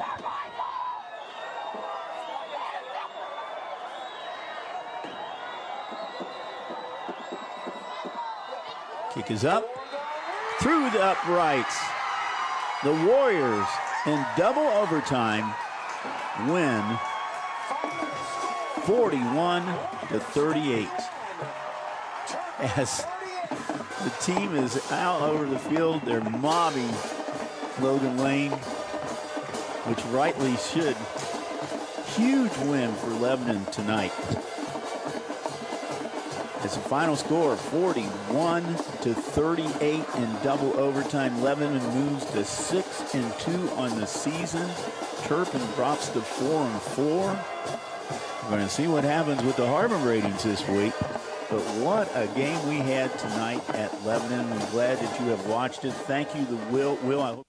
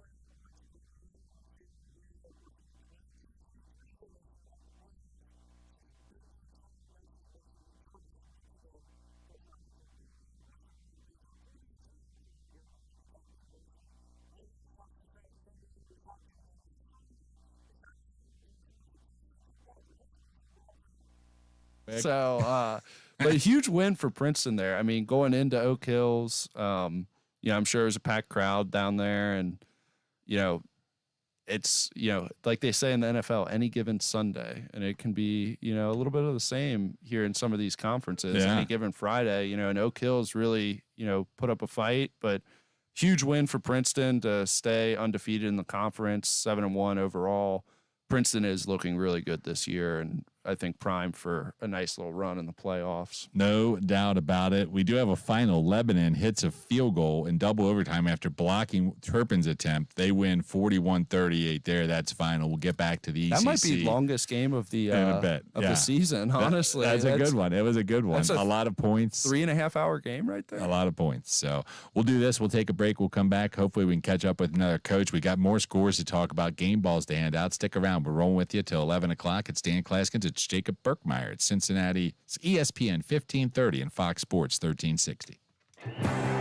Mela Services has been your one-stop shop for window and carpet cleaning. All right, so no luck with Engler. With thorough, responsive, and dependable service. Mela's. Yeah, Failer. Yeah, wait till the last segment to try to get Failer. Okay, sounds good. Put our award-winning team of cleaning experts to work for you. Check us out at melaservices.com/football. Charlie Clifford with Blitz 5 football. The wait is over.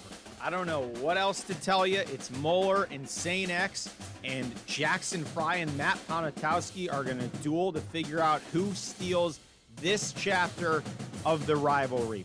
Pre-game tailgate, 5 o'clock on News 5, 11 o'clock in studio, WLWT Blitz 5. Full highlights and reaction. Plenty other great games around. We'll see you for Week 5. We've been doing our own thing for more than 50 years at Gold Star. All so you can do your own thing. The Coney thing, the veggie thing, the fries thing, the juicy flat top burger thing, the cheesy, crunchy, wrapped up in a tortilla, can't believe this is a thing. It's not what you'd expect from a neighborhood chili parlor, and we think that's a good thing. At Gold Star, you're invited to come as you are, like what you like, and follow your own recipe. Penn Station is turning up the heat. The Ghost Pepper Cheesesteak. Premium steak, provolone, and fiery ghost pepper cheese. Only here through November. Get it before it vanishes. Visit Penn Station or order on our website or app. Penn Station. Love your sub. You craving what I'm craving? With other language learning apps, I was just playing games. I wasn't really learning. Babbel's different. Babbel was designed by over 200 Copy. effective way to learn another language. Every time I open the app, I can choose to work on my writing, speaking, or listening. And it saves my mistakes from So Failer in the last segment it is. Here we go. good with languages. But now I'm speaking French. Tout ça, c'est grâce à Babbel. Save up to 50% on your Babbel subscription when you sign up at Babbel.com. Babbel.com.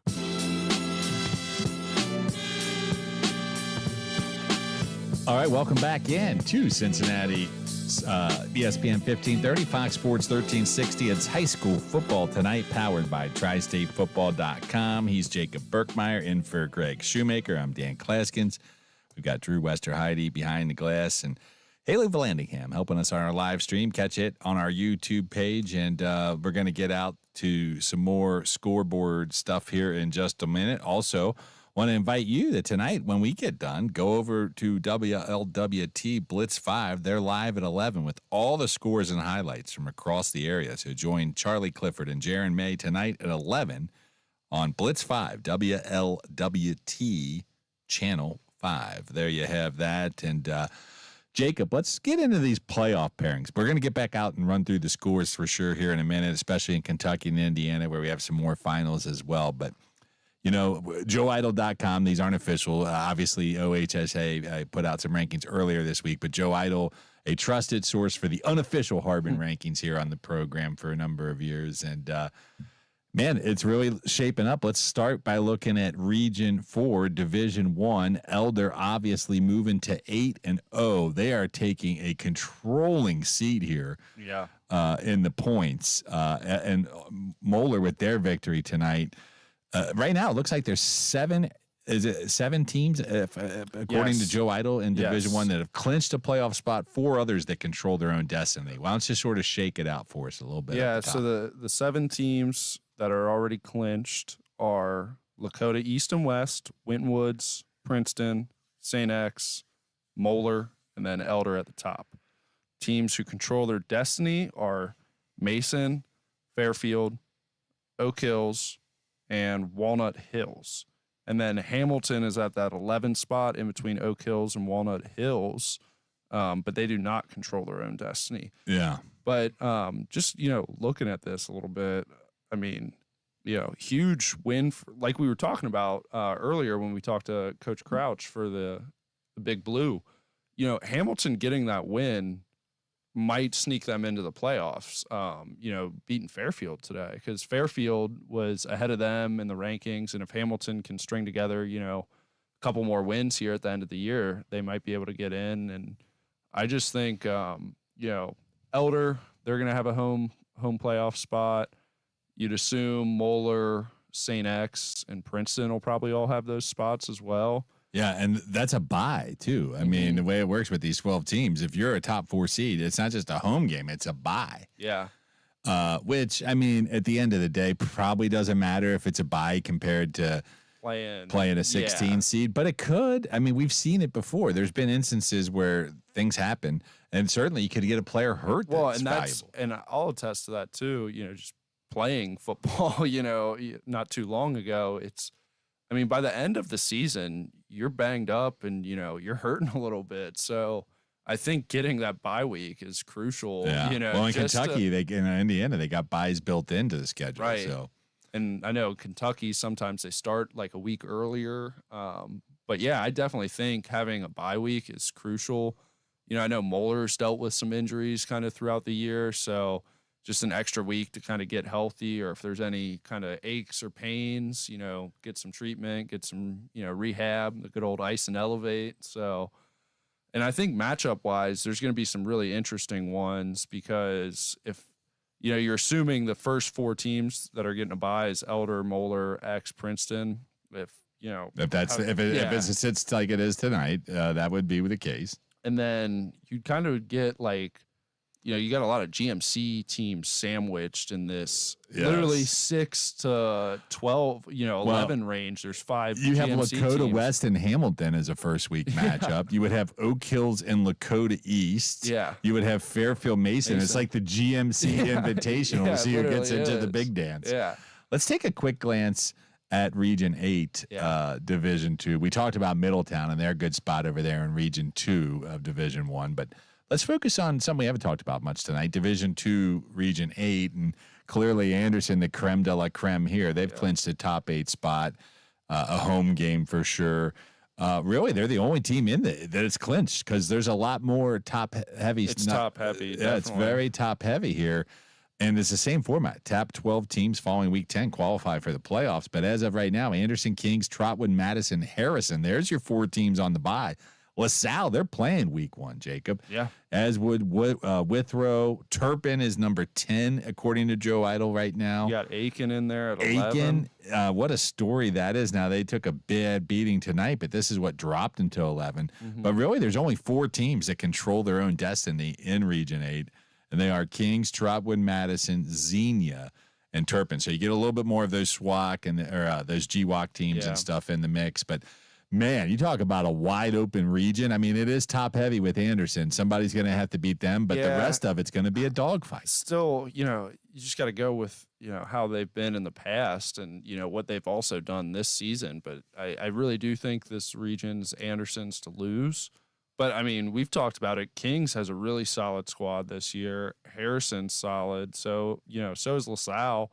I mean, LaSalle, you just got to play. They're coming off all their losses or GCL losses, which, that's great prep for going into the playoffs. You're playing really good teams, and Anderson won't surprise a team like LaSalle when they've already seen a Moeller, a St. X, and an Elder. But, you saw Turpin and Lebanon this week. That was a insane game. So, Turpin's got a solid squad, and we've talked about the ECC. it's the ECC is just rock solid all around. I think they have like 6 solid teams in that conference. Yeah. So it's going to be interesting. I don't know a ton about. I mean, obviously I know Trotwood's pretty good, but I'm not as up to speed on Xenia and Lima Senior to see what they're going to have to offer here. But there's also more teams, a lot more teams staying home in this region. That's what the thing is. Division II has more schools. Yeah, it's 23 schools, I think, and then Region 4 only has 18 schools, so you got about 5 more schools. Following tonight's action, one final quick little playoff sneak peek. Let's go over to Division 4, Region 16. This is always one of Greg's favorite to talk about, but Indian Hill, Taft, and Valley View, the top 3 seeds right now per Joe Idle, coming out of Week 8's finals here tonight. Indian Hill, number 1 currently. Those 3 have all clinched a playoff spot, according to Joe Idle. CHCA, one of our other top 5, Blitz 5 top 25 teams, they're currently the 4 seed and would have that bye. But then you got a slew of contenders there for 4 through 12, and this is going to be some very good playoff football. Yeah, and I know I went to last year. I went to, I think, the regional final for this division. Okay, and that was Taylor versus Alter, I believe, last year. Okay. All the years start to blur together. Right now, I'm taking ahead here. Yeah, but this year, I mean, man, Taft is really, and I know Indian Hill is really good too, but I mean, Taft has a ton of talent. I was in here a couple weeks ago recording with Greg for one of the pregame shows, and we got a chance to talk to Taft's head coach, and he was just telling us about all the talent that they have. I mean, it's rare that you see, like a Division 4 school have, 5 to 10 Division 1 college players on their team. So no doubt about it. And Tyler Williams has done a great job there at Taft of getting them all to buy. And they only have they barely have 40 players on that team. Most of those dudes play 2 ways. Playing both ways. Yeah. And I just think that Taft, I would not be shocked if it is Taft, Indian Hill in the final. I know that's kind of cliche to say, the number 1 and 2 teams, but another team Clinton Massey's been really good the last few years, and this year they're 6-1. Clinton Massey or Wyoming wouldn't surprise me. If they kind of made a little run there at that 5 and 6 spot, but as of right now, Valley View, Taft, and Indian Hill are the only 3 teams that have clinched a playoff spot there. Yeah, we're going to have some teams making some deep playoff runs. It's going to be exciting. We'll keep you posted. And, here on the program, we'll continue to stay here with high school football tonight all the way through the postseason. Now, once St. Xavier loses, we may not have post-game shows, but we'll be talking playoffs. And you'll want to stay tuned, obviously, to tristatefootball.com as we get you up to date on there. We got a couple minutes for a break, so I want to get out to the Underground Sports Shop scoreboard. For those that may be just joining us, get back over to Kentucky, run through our Bluegrass scores for you there, including the game of the night, Highlands falling to Elder at the Pit 40-16. Bellevue beats Dayton, their river rival, 18-0 in that one. Covcath 17-10 over Indianapolis Cathedral. Franklin County beats Grant County 63-0. It is final now. Simon Kenton, they get the win 35-16 versus Great Crossing. Holy Cross 6, Bishop Brossard 3. Newcath, they win versus Newport tonight, 26-6 in a game played at Dixie Heights High School. Ryle, they continue their impressive season, flexing their muscle versus Campbell County, 54-0. Beechwood blanks St. Henry, 70-0. Walton Verona gets a good win for the team, 52-13 over Gallatin County. And then the Thursday games, Boone County, as I mentioned, their first district win since 2016. They won in overtime last night, 36-28 over Scott. They were down 20-6. Is that right? Actually, maybe I'm confusing that with something else now. They were down, 20-6 to start the fourth quarter there. Lloyd, the Juggernauts, they are Juggernauts this year, 41-6. Dixie, they defeat Connor 34-7. Looks like they're going to probably lock up a home playoff game, which I know was a big goal there for Coach Burke and the Colonels, and a team that's now won 3 or 4 games. So starting to turn it around there in Dixieland. So, Jacob, obviously, Highlands, we talked a little bit about Ryle, Beechwood. In the Kentucky side of football, I think right now the next week is going to decide. All the district plays will be out there, and that's where we really start to see these home playoff games. And it's a little bit different there, but something that plays right into what you've been talking about tonight. These are important games, but, postseason runs are what it's all about. Yeah. So let's do this. We'll take a break. We'll come back. We're going to try to catch up with the winning coach of one of the craziest games of the night. Hopefully we can get the winner from Lebanon and Turpin to join us. We got some game balls. We'll run through those Ohio scores one more time and put the exclamation point on the Week 8 edition of High School Football Tonight right here on Cincinnati's ESPN 1530 and Fox Sports 1360. We've been doing our own thing for more than 50 years at Gold Star. All so you can do your own thing. The Coney thing, the veggie thing, the fries thing, the juicy flat top burger thing, the cheesy crunchy wrapped up in a tortilla can't believe this is a thing. It's not what you'd expect from a neighborhood chili parlor, and we think that's a good thing. At Gold Star, you're invited to come as you are, like what you like, and follow your own recipe. Penn Station is turning up the heat. The Ghost Pepper Cheesesteak. Premium steak, provolone, and fiery ghost pepper cheese. Only here through November. Get it before it vanishes. Visit Penn Station or order on our website or app. Penn Station. Love your sub. You craving what I...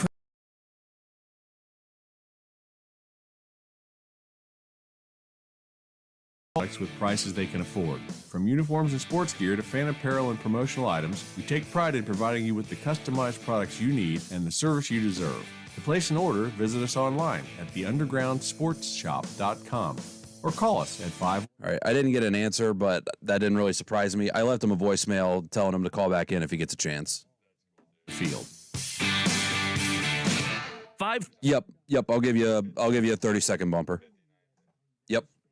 Gas in a year. $5,000. That's crazy. If you drive, you have to download Upside, the free app that gives you cash back every time you get gas. That's right. You can earn real cash back with Upside just by buying the gas you're already buying. You can literally start earning cash back today. I use Upside every time I fill up, and I've already made around $200-$300. You're putting gas in your car anyway. Why not get real cash back? If you like free money, download Upside. I'm saving the cash I earn from using Upside to help pay for a vacation later this year. Download the free Upside app now to earn cash back every time you buy gas. Use promo code BLUE to get an extra 25 cents per gallon on your first tank. You can cash out anytime right to your bank, PayPal, or a gift card for Amazon and other brands. Just download the Here we go.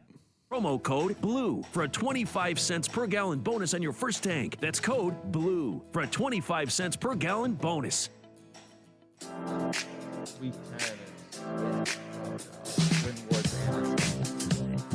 All right, welcome back in to Cincinnati Children's High School Football Tonight. Post-game show here on ESPN 1530, Fox Sports 1360. Dan Klaskins, Jacob Burkmeyer. He's in for Shu. Shu is off to see the Packers and Bengals play, which will be a fun one for him and so many fans up there. Are you buying into the Joe Flacco hype? I mean, you have to. Yeah. I mean, you can't not. You got to try and enjoy it. At least, hopefully, he'll throw some nice deep balls. Yes. Get some deep completions. Heard Shu might be doing a Lambeau leap this weekend. Oh, so. yeah. Let's see Greg do a Lambeau leap. That would be impressive. He might be doing a Lambeau tailgate. That sounds more like Shu's side there. But hope any of you all heading up there have a safe trip and bring back a winner. But no, we're talking high school football here, and we'll be doing it all the way up to 11 o'clock. And big thanks out to our producer, Drew Westerheide, for all of his help tonight. Haley Vallandingham for helping out with the live stream. All the great work over there with our NKU friends. Wes Akers, his entire class at Friday Football Live, TGIF Football on X. And while you're out there, be sure to like Tri-State Football, wherever you on your social channels there, Facebook. You can follow us on X, YouTube, Instagram. Like we said, we'll be having recaps of all of tonight's big stuff. And as always, the program here, High School Football Tonight, it's brought to you by Penn Station, hometown love in every sub, and Thomas More University. Accelerate your career with a business degree from Thomas More University. All right, we'll get to game balls here in a minute, but we did want to get back out and look at some scores and different notes. Let's get to some Indiana scores, a couple there of note that we haven't referenced in a while. Greensboro, East Central, that was 61-0 in favor of the Trojans. They win big there. Lawrenceburg, Coach Failer's ready. 55-14. And South Dearborn fell to Rushville, consolidated 26-16 there. But no doubt the game of the night. One of the more exciting games. We were watching it here on the live stream, and it literally just ended. Lebanon, they get a field goal in double overtime after blocking a field goal. Knocks off Turpin 41-38. Head coach Michael Failer with us. Now, Micah, congrats on the big win, man. We appreciate you taking a couple minutes. This had to be one of the most crazy football games you've ever been in. Yeah, it's one that gives you a lot of gray hair, that's for sure. Yeah, a lot of fun though. Yeah.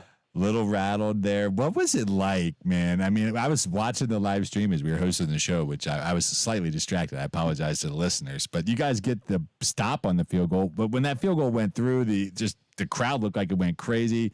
Like, just what was the feeling like on the sidelines when this one finally came to an end? Yeah, I mean, I think it was a culmination of a really bad start for us.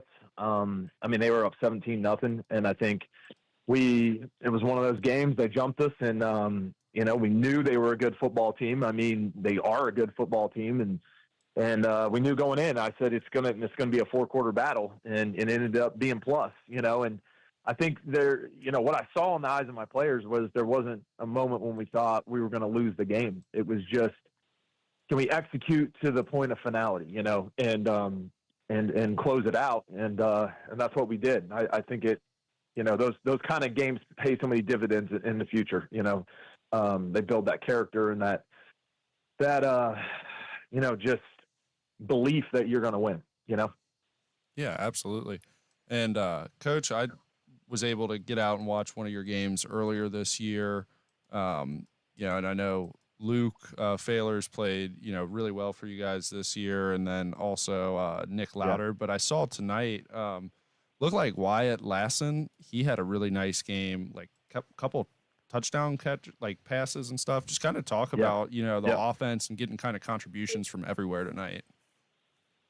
Yeah, and I think that's what makes this offense good, and I think what makes it work is, when you have guys like Nick Lauder, but then you have Wyatt Lawson, then you have Daniel Wallace, then you have Logan Schmenk, and then you have Luke's ability to be able to run the ball. I think it makes it difficult for teams to, double team a guy, and we've seen that time and time again, week in and week out where, they'll choose to double a player, and we're fortunate enough to have enough threats where Luke does a nice job spreading the ball around, where, Wyatt had a monster game tonight, but, last week, then it's, 2 weeks ago, it's Nick Lauder, and then before that, it's Daniel Wallace, so we've been blessed with, a large amount of playmakers that allows us to be versatile.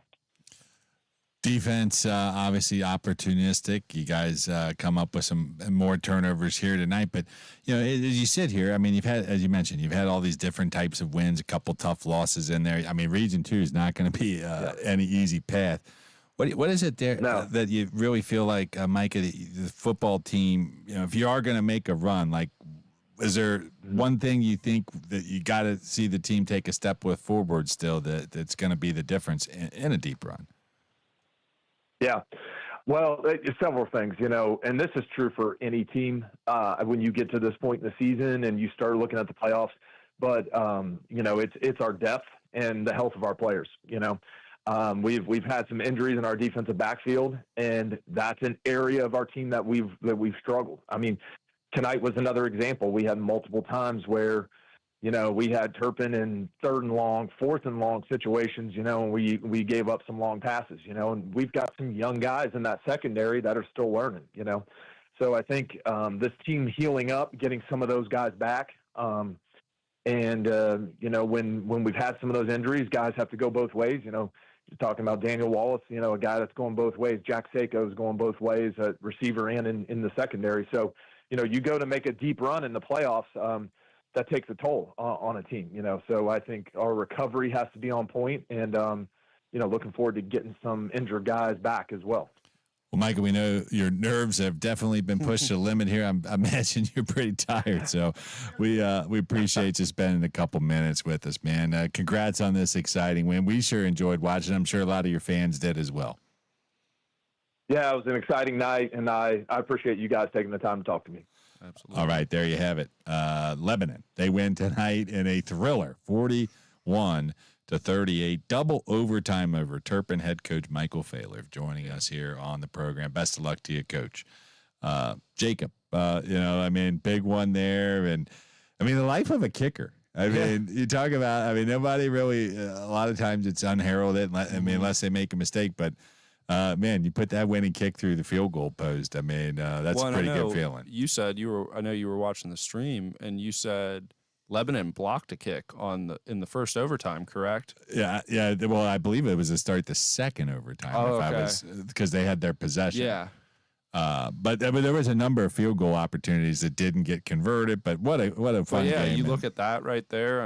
That's the third phase of the game. That's not talked about a lot. Is special teams, and Lebanon's able to block a kick and then come down and drill one right through the middle of the uprights on the other end, and that's that little difference at the end of the game that wins you it. So can't ever overlook that third phase of special teams, because it really is crucial. And especially it's been the theme throughout tonight, but we're 2 weeks from playoffs starting up. So if you can get a punt return touchdown, make your kicks, or kick return touchdown, it's like those are huge momentum, swings and things that can help win you a game in the playoffs. It wasn't even the only overtime game tonight in the ECC, by the way. Loveland and Little Miami, 37-34. I finally got a final on that one in overtime as well. So wow. A lot of down-to-the-wire contests. All right, as we start to wrap up the last few minutes of the program here, Jacob, obviously we're going to get to game balls, but as we look at the big storylines coming out of this night, obviously Harrison, we talked with Derek, their head coach, and that's a huge win for them, really propels. I think we took the playoff picture in there as well, but St. X with the win versus LaSalle got off the snide, really improved their positioning tonight. Elder and Moeller continuing to flex their muscle. What are the other things that you walk away from here hanging your hat on tonight? It's a lot of the same stuff you said. If we had to give out, like a game ball, I think Tommy Becker's got to get one from Elder. Kid had 14 carries, 100 yards, 4 touchdowns. Yes. So very impressive night from him, and that Elder offense just ran for 300. Elder is 8-0, and I don't have this confirmed, but I'm seeing multiple people on X. Their best start last time they were 8-0 was 1991, dude. It's crazy. You weren't even born. Nope. I myself was in high school, so that's a long time ago. So. Congrats to the Panthers, a big win there. But yeah, so there's a game ball. Tommy Becker's getting a game ball. You're giving out a game ball. I'll give out a game ball. And dude, I'm gonna go and give one out. Devlin Daniel was another big storyline tonight. Indian Hill 45-0. Really just looking like a team that is going to be a force to reckon with in Division 4. They win tonight. He had 3 carries for 41 rushing yards and 3 rushing touchdowns in the first quarter alone. He ends up with 4, barely plays the second half. Indian Hill looking pretty good. Yeah, absolutely. If I had to give out, I don't know if this is allowed, but just give it to the entirety of the Winton Woods defense. Yes. You can. Yeah, for allowing, barely any yardage, actually negative yardage. I don't know if that's what we saw earlier tonight, but yeah, Winton Woods shutting out West Claremont 35-0. On the ECC website, it says West Claremont gained 22 yards, but we had negative 22. Either way, earlier. it's almost 500 yards more of offense. It's crazy. Ryder Hooks, we talked about him. He gets a game ball tonight. He put up those monster Madden numbers I like. 243 rushing yards, 4 rushing touchdowns, had 2 catches, 25 yards. Lakota East by 20 over Coleraine. And other game balls, Dixie Heights, I mentioned they won last night. Nishon Goldsby, I'll give a game ball to. 9 catches, 201 receiving yards, 2 receiving touchdowns. Big night there indeed, Jacob, on that one. So, and my final game ball that I had here to Lawrenceburg. The Tigers winning tonight in impressive fashion. And Isaiah Barnes, 4 rushing touchdowns, including 2 over 40 yards. So really just taking it to the house, getting it done, and doing it in impressive fashion there. So anything else you got on game balls? I'll give give one more game ball out to Andre Bailey. I know we talked to Coach Harvey Crouch earlier today. Andre Bailey, 31 rushing attempts, 123 yards, and the go-ahead touchdown with a minute remaining left to seal the win for the Big Blue tonight. Very, very impressive there. So good on that. Jacob, you did pretty good filling in for Shu. It's not an easy job here, but we'll get you back out to the games, and we'll catch you on Monday nights with Absolutely. the TSF Rewind. You and Daniel Kuhn, you did a great job, my friend. So. Thank you. Yeah, it's always a pleasure. It's fun. Always a pleasure. It's always a pleasure. We thank every one of you for listening here tonight. Remember, all the coach interviews, we'll have them up over on our podcast page on Spotify. You can get to that at tristatefootball.com, and be sure to check out the website for all the recaps of tonight's action. We'll be up our team and player of the weeks on Sunday morning as well. So that's all the time we've got for our producer, Drew Westerheide, Haley Vallandingham, Jacob Burkmeyer. I'm Dan Klaskins. Thanks for listening in to another edition of High School Football Tonight on ESPN 1530 and Fox Sports 1360. This is Fox Sports